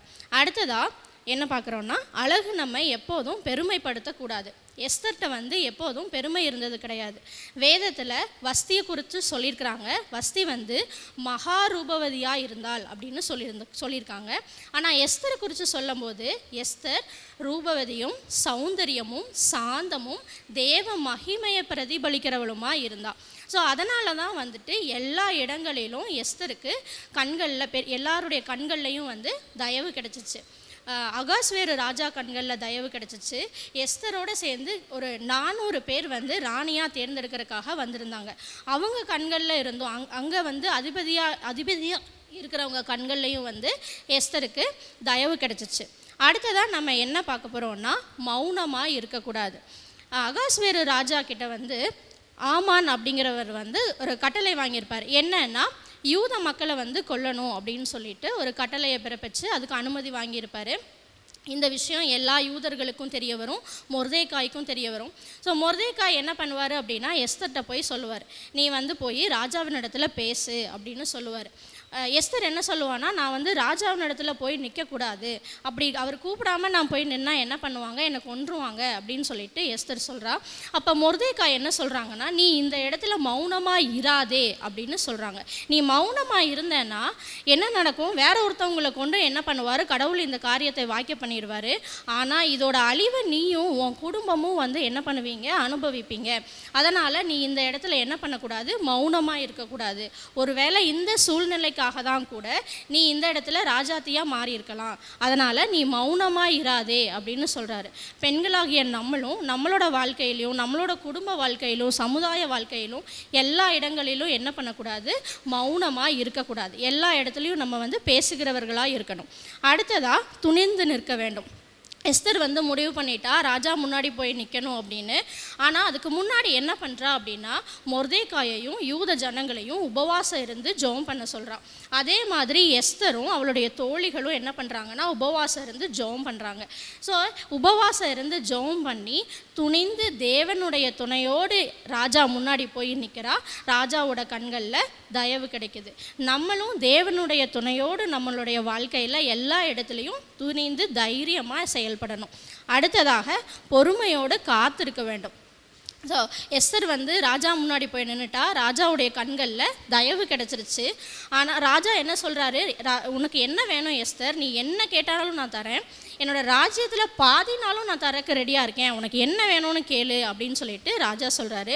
ஆனால் எஸ்தர் நினச்சிருந்தா அந்த அரண்மனையிலேயே ஆமானை பற்றியும் அவனுடைய சூழ்ச்சியை பற்றியும் சொல்லியிருந்துருக்கலாம். ஆனால் எஸ்தர் அப்படி செய்யலை. ராஜாவை என்ன பண்ணுறாங்க அப்படின்னா, விருந்துக்கு கூப்பிட்றாங்க. விருந்துக்கு கூப்பிட்டு விருந்து பண்ணுறாங்க. விருந்து பண்ணி முடிச்சதுக்கப்புறமும் ராஜா அதே சொல்கிறாரு, உனக்கு என்னோடய ராஜ்யத்தில் பாதி வேணும்னாலும் நான் தரேன், நீ கேளு அப்படின்னு சொல்கிறாரு. ஆனால் எஸ்தர் மறுபடியும் ஒரு விருந்துக்கு கூப்பிட்றா. இந்த மாதிரி பொறுமையாக காத்திருந்து, நேரம் வர வரைக்கும் காத்திருந்து ஆமானை பற்றி வந்து ராஜா கிட்ட சொல்கிறா. ஆமானுக்கு சரியான தண்டனை கிடைக்கிது. ஸோ எஸ்தரை போல் நம்ம நேரம் வரும் வரை என்ன பண்ணணும், காத்திருக்கணும். நம்மளுடைய தேவன் வந்து சகலத்தையும் அதினதின் காரியத்தை அதினதின் நேரத்தில் சரியாக செய்து முடிக்கிற தேவன் அவர். அப்போது நம்மளோட தாயின் கருவில் உருவாகும் முன்னே நம்மளை வந்து என்ன பண்ணியிருக்கிறாருன்னா, தெரிந்தெடுத்து வச்சிருக்கிறார். நம்ம எப்படி இருக்கணும், என்ன படிக்கணும், என்ன வேலை செய்யணும், எல்லாத்தையும் அவர் தீர்மானம் பண்ணி வச்சிருக்கிறாரு. அதனால் நம்மளோட வேலை என்ன அப்படின்னா, தேவன்கிட்ட வந்து நம்ம பொறுமையாக காத்திருந்து அதை பெற்றுக்கொள்ளணும். அதுதான். ஸோ எஸ்தர்ட்ட நம்ம என்னென்ன குணங்கள் கற்றுக்க வேண்டி இருக்குது அப்படின்னா, கீழ்ப்படிதல், பெருமை கொள்ளாதிருத்தல், மௌனமாக இராதிருத்தல், தேவனுடைய துணையோடு துணிந்து நிறுத்தல், பொறுமையோடு காத்திருத்தல். இந்த குணத்தை எல்லாம் நாமளும் நம்மளோட வாழ்க்கையில் செயல்படுத்துவோம். ஆண்டவரை நாம் மைப்படுவதாக. அடுத்தது சிஸ்டர் அனிதா. கர்த்தருடைய பரிசுத்த நாமத்திற்கு ஸ்தோத்திரம் உண்டாவதாக. நம்ம இன்றைக்கி பார்க்க போகிறது வேதத்தில் உள்ள ரூத்தை பற்றி நம்ம பார்க்க போகிறோம். ரூத் அப்படிங்கிறவங்க வந்து எப்படின்னா, விதவியான இருந்தவங்களை எப்படி கர்த்தர் மாற்றுறாரு, ஏற்ற நேரத்தில் அவங்கள எப்படி வழி நடத்தினார் அப்படிங்கிறத பார்க்க போகிறோம். ரூத் அப்படிங்கிறவங்க வந்து மோவாபிய பெண்ணாக இருக்கிறாங்க. ஆனால் அவங்களோட மாமியாராகிய நகோமி அவரோட மாமனார் வந்து எலிமெலேக்கு, அவங்களுக்கு 2 பசங்க. அவங்க வந்து இந்த மோவாபிய பெண்ணாகி இவங்களை வந்து விவாகம் பண்ணினதுக்கப்புறம் ஒரு 10 வருஷங்க அப்புறம் இறந்து போனதுக்கப்புறம் என்ன பண்ணுறாங்க அப்படின்னா, மாமனார் இறந்து, புருஷனை இறந்து, மாமியாரும் சரி மருமகள் சரி கணவனை இழந்து தனித்தவளாக இருந்த அந்த ஸ்டேஜில் என்ன பண்ணுறாங்க அப்படின்னா, இந்த ஊரை யூதேயா இருக்கிற பெத்லகேமை விட்டு போகிறாங்க. பெத்லகேமை விட்டு மோவாப் அப்படிங்கிற ஏரியாவுக்கு போகிறாங்க. அங்கே வந்து மாமியார் என்ன பண்ணுறாங்க, நான் தனித்தவளாக இருக்கிறேன், ஆனாலும் நீங்கள் என்ன பண்ணுறீங்க, உங்களோட அம்மா அப்பா வீட்டுக்கு போங்க அப்படின்னு சொல்கிற அந்த நேரத்தில் கூட மருமகள் வந்து அவங்க மாமியார் சொல்கிறத கேட்டு, நாங்கள் வந்து நீங்கள் சொல்கிற மாதிரி உங்கள் விட்டு நாங்கள் போக மாட்டோம் அப்படின்ட்டு சொல்கிறாங்க. ஆனாலும் ரூத் என்ன பண்ணுறா அப்படின்னு பார்த்தீங்கன்னா, உன் ஜனம் என் ஜனம், உன்னோட மக்கள் என்னோட மக்கள், உன் தேவன் என்னோட தேவன் அப்படின்னு சொல்லிட்டு அவங்கள முத்தமிட்டு அவங்களோடையே இருக்கிறாங்க. இதுக்கப்புறம் நகோமி சரி நம்ம கூட இருக்கட்டும் அப்படின்னு விடுறாங்க. ஆனாலும் கர்த்தர் என்ன பண்ணுறாரு, விதவைகளின் எல்லைகளை நிலைப்படுத்துகிற தேவாதி தேவன் இல்லைங்களா, அவர் என்ன பண்ணுறாரு, சரியான காலத்தில் சரியான நேரத்தில் சரியான நபரை அந்தந்த காலத்தில் ஆயத்தப்படுத்தி வைக்கிறாரு. சரியான இடம்னு சொல்கிறோம். சரியான இடம் பெத்லகேம் அப்படிங்கிறது அப்பத்தின் வீடு அப்படின்னு சொல்கிறோம். அந்த ஏரியாவில் வர்றப்போ ஊரார் மக்கள் எல்லாரும் நகோமியை பார்த்து சொல்கிறாங்க, ஐயோ நகோமி அப்படி போனால் இப்படி போனால் இப்போ இப்படி வந்திருக்கிறாளே அப்படின்னு சொல்கிறப்ப நகோமி நான் வந்து இப்போ கசப்பானவளாக திரும்பி வந்திருக்கிறேன் அப்படின்னு சொல்லி ரொம்ப வேதனைப்படுறாங்க. ஆனால் இந்த கசப்பாக இருக்கிற இவங்களை கொஞ்ச நாளைக்கு அப்புறம் எப்படி தேவன் அற்புதமாக மாற்றுறாரு அப்படின்னு நம்ம இதில் பார்க்குறோம். அந்த அறுப்பின் காலத்தில் கூட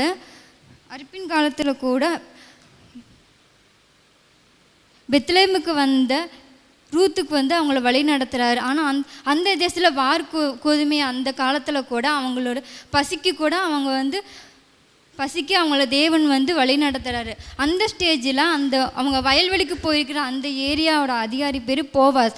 ஆனாலும் அவரோட கண்ணில் வந்து இவங்களுக்கு தயவு கிடைக்கும்படி பண்ணுறாரு.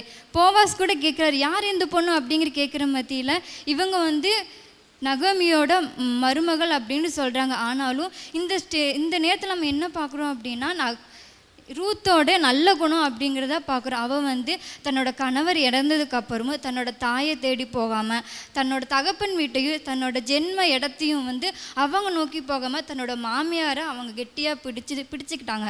அது மட்டும் இல்லாமல் உடன்படிக்கையோடு கூட இருக்கிறாங்க. அவங்களோட மாமியார் சொல்ல கீழ்ப்படிந்து நடக்கிறாங்க. இந்த ஸ்டேஜை தான் வந்து போவாஸ் சொல்கிறாரு, உங்கள்கிட்ட இருக்கிற இந்த நல்ல குணம் தாம்மா, இதுதான் வந்து உன்னோட நல்ல குணம்னு நான் சொல்கிறேன். ஆனாலும் நீ வந்து இந்த இடத்த விட்டு போகாத, வேறு இடத்த கூட நீ தேடி போகாதம்மா, இங்கே இரு அப்படின்னு கூட சொல்கிறாரு. ஆனால் அந்த பொண்ணு வேலைக்காரியாக இருக்கிறாங்க. அப்போல்லாம் வந்து சட்டம் கூட இருக்குது, விதவைகள் வந்து இப்படி பயிரை பொறுக்கிக்கலாம், அவங்க இது அனுபவிச்சுக்கலாம் அப்படிங்கிற ஒரு அதிகாரத்தை கூட இருக்குது. ஆனாலும் குறிப்பிட்ட காலத்துக்கு அப்புறம் அவங்க சுதந்திரவாளி அப்படிங்கிறத அவங்க அறிஞ்சதுக்கப்புறம் நகோமி சொல்கிறத கேட்குறாங்க, இவன் நமக்கு சுதந்திரவாளியாக இருக்கிறப்ப நம்ம இவர் இது பண்ணிக்கலாம் அப்படிங்கிறப்ப தான் வந்து சுதந்திரவாளின்னா உடனே இந்த காலத்தில் வந்து கணவன் இறந்துட்டா தான் வந்து அடுத்த மேரேஜ், இல்லைன்னா ஏதோ ஒரு ரீசன் சொல்லுவாங்க, கணவர் கேரக்டர் சரியில்லை ஏதோ ஒரு ரீசனாக தான் டிவோர்ஸ் அப்படின்னு போவான். ஆனால் இந்த இதில் இவர் சுதந்திரவாளியாக இருந்தாலும் அதுக்கும் இன்னொருத்தர் இருக்கிறாரு. அந்த ஸ்டேஜில் வந்து அவர்கிட்டயும் ஒரு பர்மிஷன் மாதிரி வாங்கிட்டு அதுக்கப்புறம் போவாஸை கைப்பிடிக்கிறாங்க. போவாஸ் சொல்கிறாரு, நீ வந்து என்ன பண்ணுற, நீ வந்து உன்னோட கணவர் இறந்ததுக்கு அப்புறம் கூட நீ வந்து என்ன பண்ண, வாலிபர்களோட பின்னாடி போகாமல் இருக்கிற, இதுதான் வந்து உங்கள்கிட்ட இருக்கிற நல்ல குணமும் அப்படின்னு சொல்கிறாரு. அதே போல் இப்போ இருக்கக்கூடிய பெண்கள் வந்து நல்ல குணமாகவும் நல்ல கர்த்தரை நம்பி இருக்கிற போகிற ஏற்ற காலத்தில் ஏற்ற நேரத்தில் வந்து அவங்களோட வாழ்க்கையை வந்து இது பண்ணுவார். குணசாலியான ஸ்திரியை கண்டுபிடிப்பவன் யார் அப்படின்னு வேதத்தில் சொல்கிறாங்க. குணசாலியோட ஸ்திரீ வந்து என்னன்னா முத்துக்களை பார்க்கிலும் விலையுயர்ந்தவள் அப்படின்னு நம்ம நீதிமொழியில் பார்க்குறோம். அதுபோல் அழகும் வீண் நம்ம பார்க்குறோம். இதே நம்ம குணசாலியாக இருக்கிறப்ப கர்த்தருக்கு பயந்து நம்ம நடக்கிறப்ப கர்த்தர் நம்மளை ஏற்ற காலத்துலேயும் ஏற்ற நேரத்துலையும் நம்மளை உயர்த்துவார். அதே போல் விதவைகள் மறுமணச்சட்டம் அப்படிங்கிறது வந்து ரூத் அப்படிங்கிற பைபிளில் இருக்கிற இந்த வார்த்தையை வச்சு தான் வந்து விதவைகள் மறுமணச்சட்டம் அப்படிங்கிறத வந்து நம்ம கொண்டு வந்திருக்கிறாங்க அப்படின்னு நம்ம பார்க்குறோம். இதே நம்ம ரூத்தை போல் எல்லா காலத்துலேயும் எல்லா நேரத்தையும் நம்ம அவர் எல்லாம் இறுக்கமாக பிடிச்சிருந்தோம் அப்படின்னு நம்மளை அவர் சரியான நேரத்தில் சரியான காலத்தில் சரியான நபர்கிட்ட நம்மளை வந்து ஒப்படைப்பார். இது கர்த்தருடைய பரிசுத்த நாமத்துக்கு ஸ்தோத்திரம் உண்டாவதாக. ஆமீன். கரங்களை தட்டி ஆண்டவர் மகிமைப்படுத்துவோமா? ஹல்லேலூயா. உற்சாகமாய் கரங்களை தட்டி. அடுத்தபடியாக ஒரு சிறிய வார்த்தையை என்னுடைய மனைவி அவர்கள் சிஸ்டர் கிளாடி அவர்கள் கொண்டு வருவார்கள்.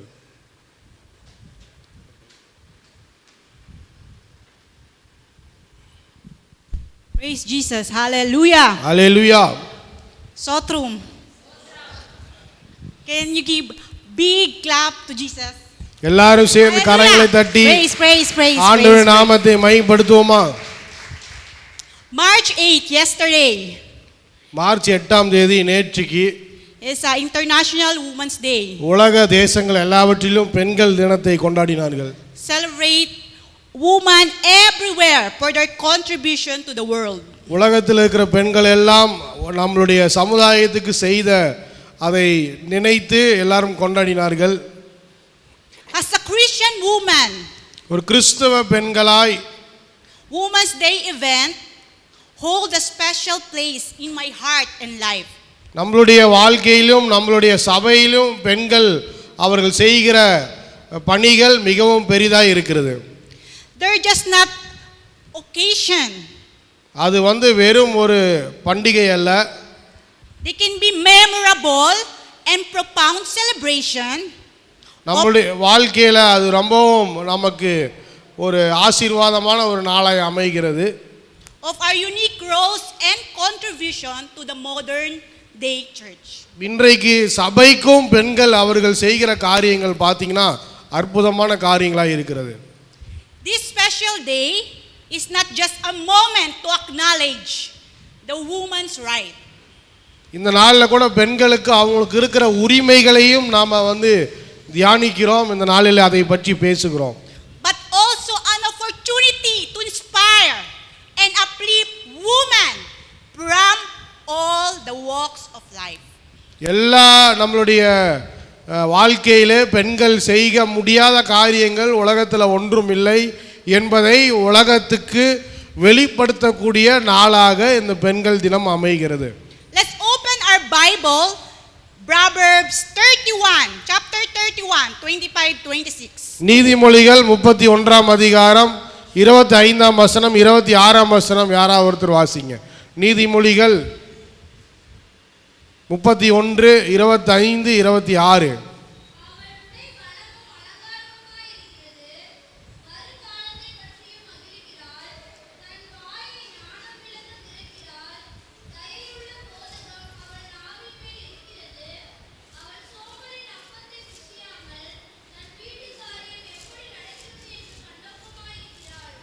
Amen. Amen. 25. Strength and dignity are her clothing, and she laughed at the time to come. அவள் உடை பலமும் அலங்காரமுமாய் இருக்கிறது, வருங்காலத்தை பற்றியும் மகிழ்கிறாள் என்று வாசிக்கிறோம். She opened her mouth with wisdom, and the teaching of kindness is on her tongue. தன் வாயை ஞானம் விளங்க திறக்கிறாள், தயையுள்ள போதகம் அவள் நாவில் மேல் இருக்கிறது என்று வாசிக்கிறோம். One of the most powerful affirmation of woman's worth comes from Proverbs. நீதிமொழிகள் வந்து இந்த பெண்களை பற்றி இந்த 31ஆம் வசனத்தில் மிகவும் பெருமையாய் சொல்கிறார். This verse is a beautiful reminder of the inherent strength and honor bestowed upon women. இந்த 31ஆம் வசனத்தில் பெண்கள் எவ்வளவு பலசாலியாக இருக்கிறார்கள், எவ்வளவு அவர்கள் அவங்களுடைய ஞானம் எவ்வளவு பெரிதாக இருக்கிறது என்பதை இந்த நீதிமொழிகளிலே நாம் இந்த அதிகாரத்தில் பார்க்கிறோம். It speaks of a woman who faced the future with a smile. இந்த வரும் எதிர்காலத்தை மிகவும் சந்தோஷமாய் எதிர்கொள்ளக்கூடிய ஒரு மகிழ்வுள்ள வாழ்க்கையை பெண்கள் பெற்றிருக்கிறார்கள். 25. She laughed at the time to come. Repeat again. 25. Proverbs 25ஆம் வசனத்தில் வருங்காலத்தை பற்றியும் மகிழ்கிறாள் என்று நாம் வாசிக்கிறோம். Unafraid of what lies ahead because she is rooted in her values and her faith. அவங்களுடைய விசுவாசத்திலும் அவங்களுடைய கனப்படுத்துதலையும் பெண்கள் உறுதியாய் இருப்பதை இதில் பார்க்க முடிகிறது. Her words are not just heard but respected, for they carry wisdom and kindness. அது மாத்திரமல்ல, அவள் வந்து மிகவும் இரக்க குணம் உள்ளவராய் இருக்கிறாள், சாந்த குணம் உள்ளவராய் இருக்கிறார் என்று நாம் வாசிக்கிறோம். As we reflect on this powerful message from Proverbs, let's also remember the example of woman in the Bible who lead with courage and wisdom. அதே போல தைரியத்தோடும் மன தைரியத்தோடும் நல்ல பலனோடும் நம்முடைய வேத புஸ்தகத்திலும் அநேக பெண்கள் வாழ்ந்திருக்கிறார்கள் என்பதை நம்மளால் பார்க்க முடிகிறது. Like Sister Glory, Sister Roslyn, Sister Esther and Anita, the one they say yes before. இந்த 3 பெண்கள் 4 பெண்களை குறித்து வேத புஸ்தகத்தில் நான் எனக்கு முன்னாடி பேசினவர்கள் கூறினது போல இந்த 4 பெண்களையும் நம்ம உதாரணமாக எடுத்து பார்க்கும்போது எவ்வளவு அறிவாளியாய், எவ்வளவு பலசாலியாய், எவ்வளவு கர்த்தர் அவர்களை வேத புஸ்தகத்தில் அந்த வாழ்க்கையில் பயன்படுத்தியிருக்கிறார் என்பதை வேத புஸ்தகத்திலிருந்து நம்மால் அறிந்து கொள்ள முடிகிறது. In the Bible, we see many women நிறைய பெண்களை நாம் வேத புஸ்தகத்தில் பார்க்கிறோம் whom God used for His glory. தேவனுடைய மகிமைக்கு என்று அந்த பெண்களை கர்த்தர் பயன்படுத்தி நம்மளால் பார்க்க முடிகிறது. So be a woman with strength and dignity. அதனால் பலசாலியாக தேவன் கொடுக்கிற பலத்தை பயன்படுத்துகிறவர்களாக தேவனுக்காய் சாட்சியாய் நிற்கிற பெண்களாய் நாம் இருக்க வேண்டும். The woman who fears the Lord. தேவனுக்கு பயப்படுகிற பயத்தை பெற்ற பெண்களாய் நாம் இருக்க வேண்டும். Be a woman who fears the Lord. தேவனுக்கு பயப்படுகிற பயத்தை கொண்டவர்களாய் நாம் இருக்க வேண்டும். Proverbs 8:13. நீதிமொழிகள் 8ஆம் அதிகாரம் 8:13. 8ஆம் அதிகாரம் 13ஆம் வசனத்தில் பார்க்கிறோம். 8:13. 8ஆம் அதிகாரம் 13ஆம் வசனம், தீமையை வெறுப்பதே கர்த்தருக்கு பயப்படும் பயம், பெருமையையும் அகந்தையையும் தீய வழியையும் புரட்டு வாயையும் நான் வெறுக்கிறேன் என்று நாம் வாசிக்கிறோம். In English, the fear of the Lord is to hate evil, pride and arrogance and the evil way and the perverted mouth I hate. தீமையை வெறுப்பதே கர்த்தருக்கு பயப்படும் பயம் என்று நாம் வாசிக்கிறோம். பெருமையை கர்த்தர் வெறுக்கிறார், அகந்தையும் கர்த்தர் வெறுக்கிறார் என்று பார்க்கிறோம். What is evil? Is anti-God, anti-peace, anti-joy, anti-kindness, anti-trust. கர்த்தர் விரும்பாத காரியம் என்னன்னு சொன்னா, தேவனுக்கு விரோதமான காரியம் என்னன்னு சொன்னா, தீமைனா என்னன்னு சொன்னா, கர்த்தருக்கு பயப்படும் பயம் இல்லாமல் பெருமையாய் அகந்தியாய் வாழுகிற வாழ்க்கை தான் தேவன் விரும்பாத ஒரு காரியமாய் இருக்கிறது. So fearing God is hating sin. தேவனுக்கு பயப்படுகிற பயம் என்பது பாவத்தை வெறுக்கிற ஒரு வாழ்க்கையாய் இருக்கிறது. That the living and true God of the Bible hate sin. ஒரு உண்மையான பெண்கள், கர்த்தருக்கு பயப்படுகிற பயத்தை கொண்ட பெண்கள் எப்பொழுதுமே பாவத்தை வெறுக்கிறவர்களாய் இருப்பார்கள். So fear God, hate evil. Amen. So be the woman who have a strength and dignity. Be a woman who fears the Lord. நாம் தேவனுடைய பலத்தை கொண்டவர்களாய், தேவனுடைய தைரியத்தை பெற்றவர்களாய், பாவத்தை வெறுக்கிற ஒரு சுபாவம் கொண்ட பெண்களாய் நாம் ஆண்டவருக்காய் சாட்சியாய் ஜீவிக்கிற பெண்களாய் இருக்க வேண்டும். Be a woman who has wisdom. தேவன் கொடுக்கிற ஞானத்தை பயன்படுத்துகிற பெண்களாய் நாம் இருக்க வேண்டும். Proverbs 10:14. 10 நீதிமொழிகள் 10:14 சொல்கிறது,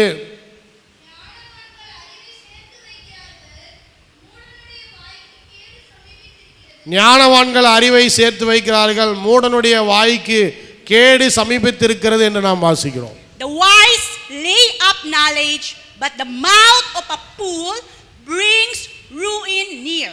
Let's open also Proverbs chapter 3. நீதிமொழிகள் 3ஆம் அதிகாரம்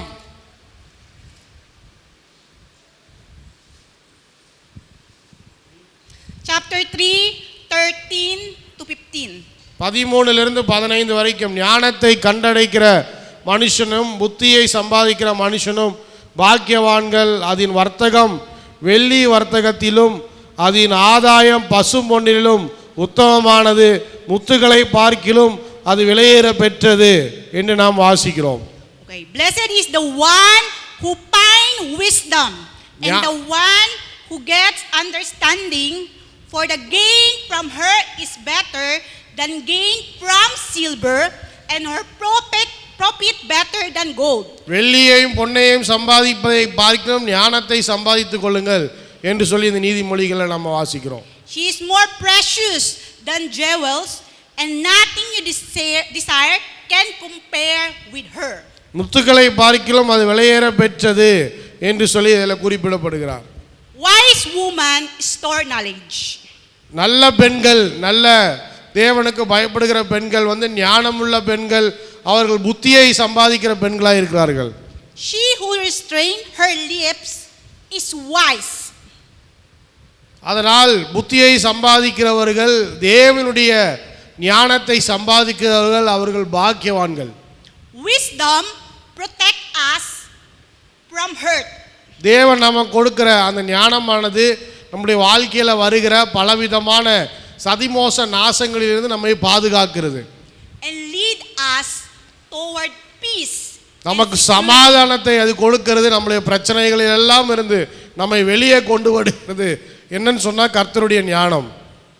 We will become more emotionally stable as we grow wiser. நாம் தேவனுடைய ஞானத்தை அதிகமாய் பெற்றுக்கொள்ளும் போது, தேவனுடைய ஞானத்தில் வளரும் போது, எத்தனை பிரச்சனை வந்தாலும் போராட்டங்கள் வந்தாலும் நம்மளை யாரும் அசைக்காத ஒரு அசையா பெண்மணியாக நம்மளால் நிலைத்து நிற்க முடியும். So be a woman who has a wisdom. அதனால் தேவன் கொடுக்கிற ஞானத்தை அதிகமாய் பெற்றவர்களாய் அதில் வளருகிற பெண்களாய் நாம் இருக்க வேண்டும். Be a woman of faith. விசுவாசத்தை கொண்ட பெண்களாய் நாம் இருக்க வேண்டும்.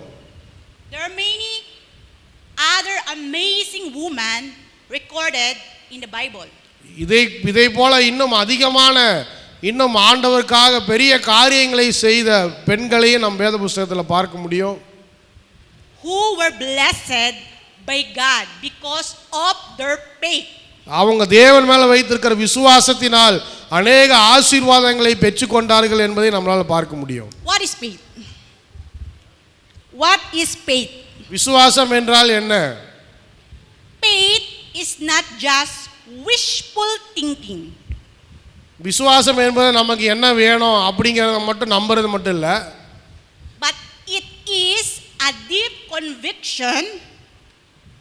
அது விசுவாசம் என்பது and believe நம்ம ஆண்டவர் மேல வைத்திருக்கிற அசையா நம்பிக்கை that God's word are true. அதே போல தேவன் நமக்கு கொடுத்திருக்கிற வார்த்தை, அவருடைய வேத வசனத்தின் மேல நாம் வைக்கிற அசையா நம்பிக்கை, இதுதான் விசுவாசமாய் இருக்கிறது. And that he is able to bring out his promises. தேவன் எனக்காக வைத்திருக்கிற எல்லா வாக்குத்தத்தத்தையும் கர்த்தர் நிச்சயமாக நிறைவேற்றுவார் என்று நம்புகிற நம்பிக்கை தான் விசுவாசமாய் இருக்கிறது. Our faith is made strong in Jesus Christ. நம்முடைய விசுவாசம் ஆண்டவர் மேல், இயேசு கிறிஸ்துவின் மேல் நாம் வைத்திருக்கிறோம். Let's open our Bible in Hebrew 11. எபிரேயர் 11ஆம் அதிகாரம் 1ஆம் வசனம் விசுவாசத்தை பற்றி சொல்கிறது. நம்பப்படுகிறவர்களின் உறுதியும் காணப்படாதவர்களின் நிச்சயமாய் இருக்கிறது, இதுதான் விசுவாசம் என்று எபிரேயர்ல வாசிக்கிறோம். In English, now faith is the assurance of things hoped for, the conviction of things not seen. Faith is a substance or assurance of things we hope for. விசுவாசம் என்பது நாம் என்ன வருகிறது என்பதை அறியாமல் இருந்தாலும் ஆண்டவர் மேலே வைக்கிற நம்பிக்கை பாருங்க, அதுதான் விசுவாசமாக இருக்கிறது. But have not yet received. நமக்கு இன்னும் கிடைக்கல, ஆனாலும் நான் இயேசுவை விசுவாசிப்பேன், நான் நினைத்ததெல்லாம் நடக்கல, ஆனாலும் நான் இயேசுவை விசுவாசிப்பேன் என்று உறுதியாய் நிற்பது தான் நம்ம ஆண்டவர் மேலே வைத்திருக்கிற விசுவாசம், நம்பிக்கையாக இருக்கிறது. Faith, confidence, believe, trust. நம்முடைய விசுவாசம் என்பது இன்னும் நமக்கு திட நம்பிக்கையையும் தைரியத்தையும் கொண்டு வருகிறதா இருக்கிறது. One of the best example, let's open to Matthew chapter 9. மத்தேயு எழுதின சுவிசேஷம் 9ஆம் அதிகாரத்தில் 27 and 30. 27ஆம் வசனத்திலிருந்து 30ஆம் வசனம் வரைக்கும் பார்க்கும்போது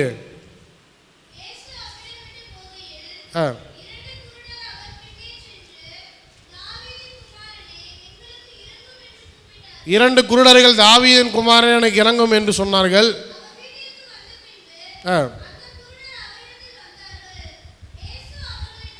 இயேசு அவர்களை நோக்கி,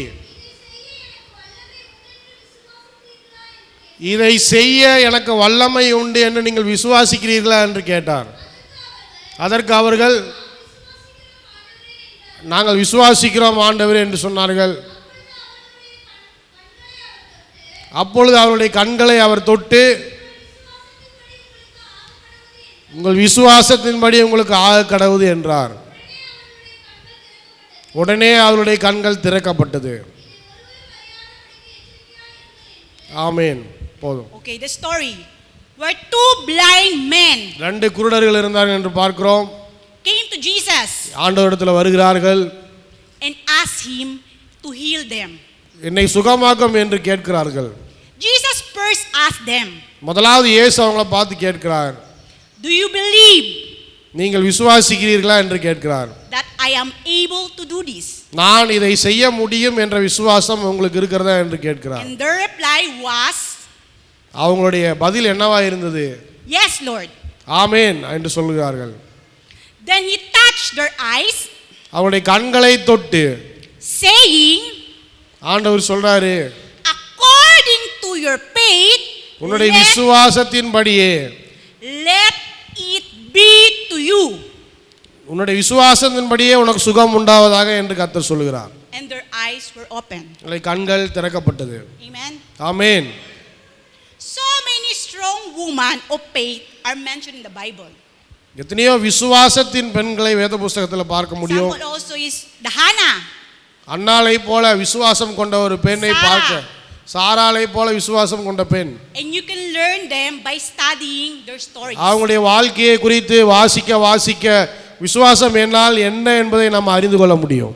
So we study already 3. Be a woman whose strength and dignity.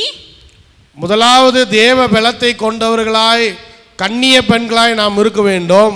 Be a woman who fears the Lord. இரண்டாவது தேவனுக்கு பயப்படுகிற பயத்தை கொண்ட பெண்களாய் நாம் இருக்க வேண்டும். And be a woman who has faith. அடுத்தது விசுவாசத்தை கொண்ட பெண்களாய் நாம் இருக்க வேண்டும். Last, be கடைசியாக a godly woman.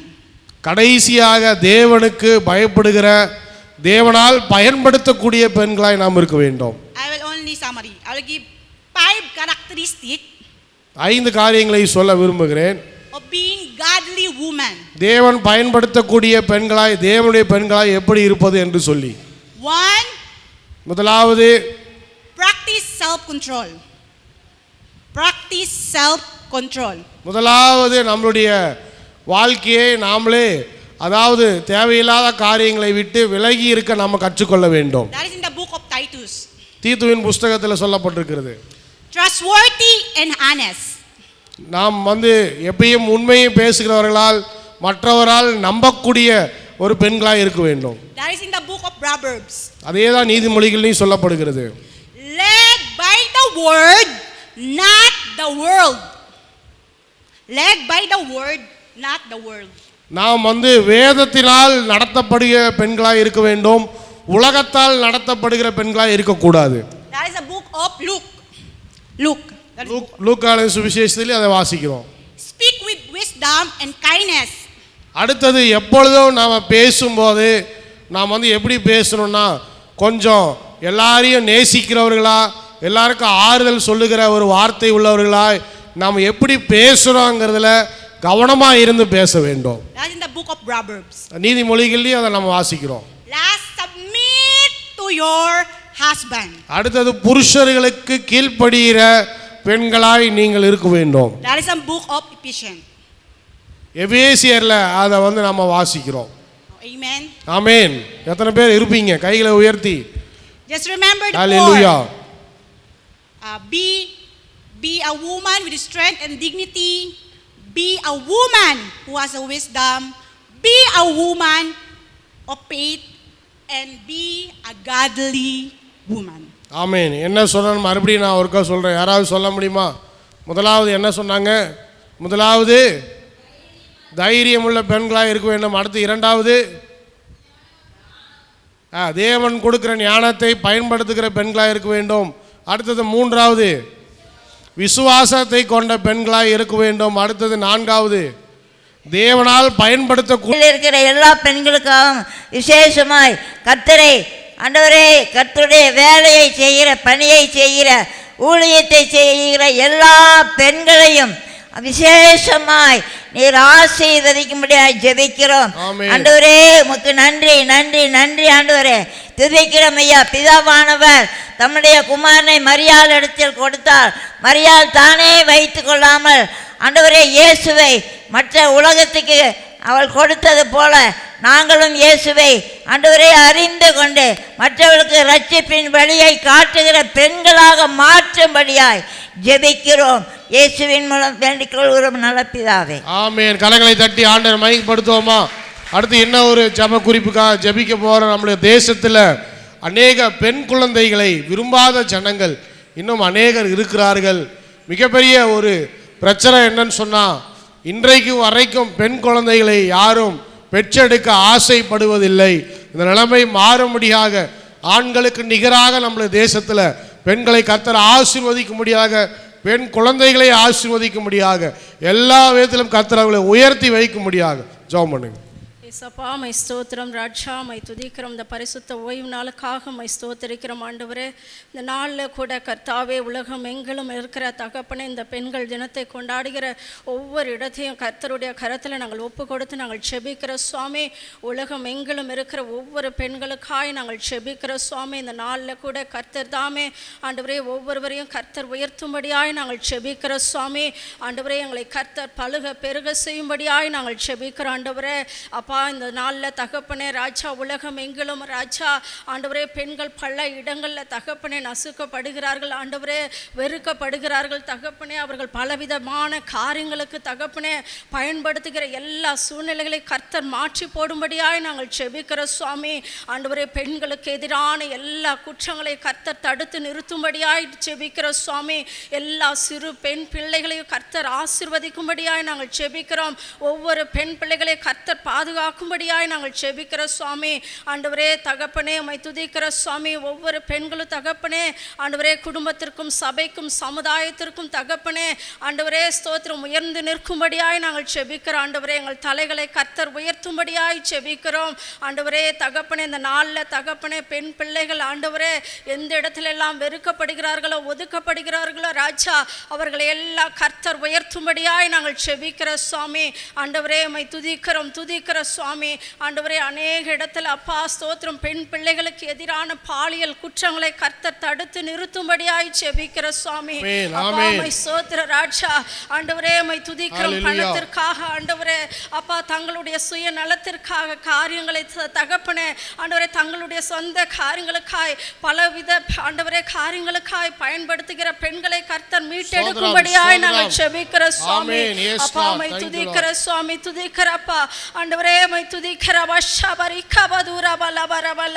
ஆண்டவரே இந்த நாளில் அப்பா எல்லா சிறு பெண் பிள்ளைகள் இருந்து ராஜா பெரியவர்கள் வரையிலும் உடைய கரத்தில் ஒப்பு கொடுக்கிற சுவாமி. ஒவ்வொருவருக்கு பாதுகாப்பு உண்டாகட்டும் ஆண்டவரே. எந்த இடத்துல இருந்தாலும் பெண் பிள்ளைகள் பாதுகாக்கப்படுவார்களாக ராஜா. ஆண்டவரே மை ஸ்தோத்திரம் தகப்பனே. இந்த நாளில் ராஜா ஆண்டவரே வேதத்தில் இருக்கிற அநேக பெண்களை குறித்து நாங்கள் கேட்டோம் அப்பா. அப்படியாய் கர்த்தர் எங்களை மாற்றும்படியாய் நாங்கள் செபிக்கிற சுவாமி. அநேக குணசாலிகளாய் கர்த்தருக்கு பயப்படுகிற பிள்ளைகளாய் எங்களை மாற்றுங்க ஆண்டவரே. கர்த்தருக்கு தகப்பனே ராஜா ஆண்டவரே மை ஸ்தோத்திரம் பயந்து ஆண்டவரே அவர்கள் வழியில நடக்கிற ஆண்டவரே பிள்ளைகளாய் எங்களை மாற்றுங்க அப்பா. ஆண்டவரே மை துதிக்கிற சுவாமி. இந்த நாளில் கூட எங்கள் சபையில் இருக்கிற ஒவ்வொரு பெண்களையும் உடைய கரத்தில் வைக்கிறோம். கர்த்தர் தாமே எங்களை ஆசீர்வதிப்பீராக. குடும்பங்களில் சபையில் சமுதாயத்தில் எங்களை எடுத்து பயன்படுத்துங்க ஆண்டவரே. ஸ்தோத்திரம் ஸ்தோத்திர ராஜா. அப்படியா இந்த நாளில் எங்களை ஆசீர்வதிப்பதற்காக உமக்கு நாங்கள் நன்றி செலுத்துகிறோம். துதிகன மகிமையா உமக்கே செலுத்துகிறோம். எங்கள் இனி இயேசு கிறிஸ்துவின் நாமத்தில் கேட்கிற எங்கள் ஜீவனுள்ள நல்ல பிதாவே ஆமென். கர்த்தர் ஜெபத்தை கேட்டபடியால் கரங்களை தட்டி ஆண்டவர் மகிமைப்படுத்துவோம். ஸ்தோத்திரம் ஸ்தோத்திரம். நல்ல ஆண்டவரே, இந்த நாளிலும் கூட நீர் எங்களோடு இருந்து எங்களை வழி நடத்தினதுக்காக நன்றி செலுத்துகிறோம். வந்த ஒவ்வொருவரையும் ஆசீர்வதியும். இன்றைக்கு செய்த ஊழியத்தை கர்த்தர் ஆசீர்வதித்தீர். இன்னும் இதுபோல பல ஊழியங்களை கர்த்தர் செய்ய உதவி செய்ய முடியாது நாங்கள் ஜெபிக்கிறோம். விசேஷமாக அதிக ஆத்துமாக்களை கர்த்தர் இந்த ஆலயத்துக்கு கர்த்தர் கொடுக்க முடியாது நாங்கள் ஜெபிக்கிறோம். இன்றைக்கு ஆண்டவரே குழந்தை பிரதிஷ்டை செய்கிற 2 குடும்பத்தையும் உடைய கரத்தை நாங்கள் ஒப்பு கொடுக்கிறோம். 2 பேர் மேலேயும் விசேஷித்த உடைய கிருபையும் உடைய ஆசீர்வாதமும் இருக்கும்படியாக நாங்கள் செபிக்கிறோம். வந்த ஒவ்வொருவரையும் ஆசீர்வதியும், ஒவ்வொரு குடும்பங்களையும் ஆசீர்வதியும். தேவைகளெல்லாம் கர்த்தர் சந்திப்பீராக, பலப்படுத்தி வழி நடத்துவீராக. சகல துதிகன மகிமையெல்லாம் உமக்கே செலுத்துகிறோம். இயேசுவின் நாமத்தினால செபிக்கிறோம் நல்ல பிதாவே ஆமென். ஆத்துமாவே கர்த்தரை ஸ்தோத்திரி, என் ஆத்துமாவே கர்த்தரை ஸ்தோத்திரி, கர்த்தர் செய்த சகல உபகாரங்களையும் மறவா. ஆமென். கர்த்தர் உங்களை ஆசீர்வதிப்பாராக.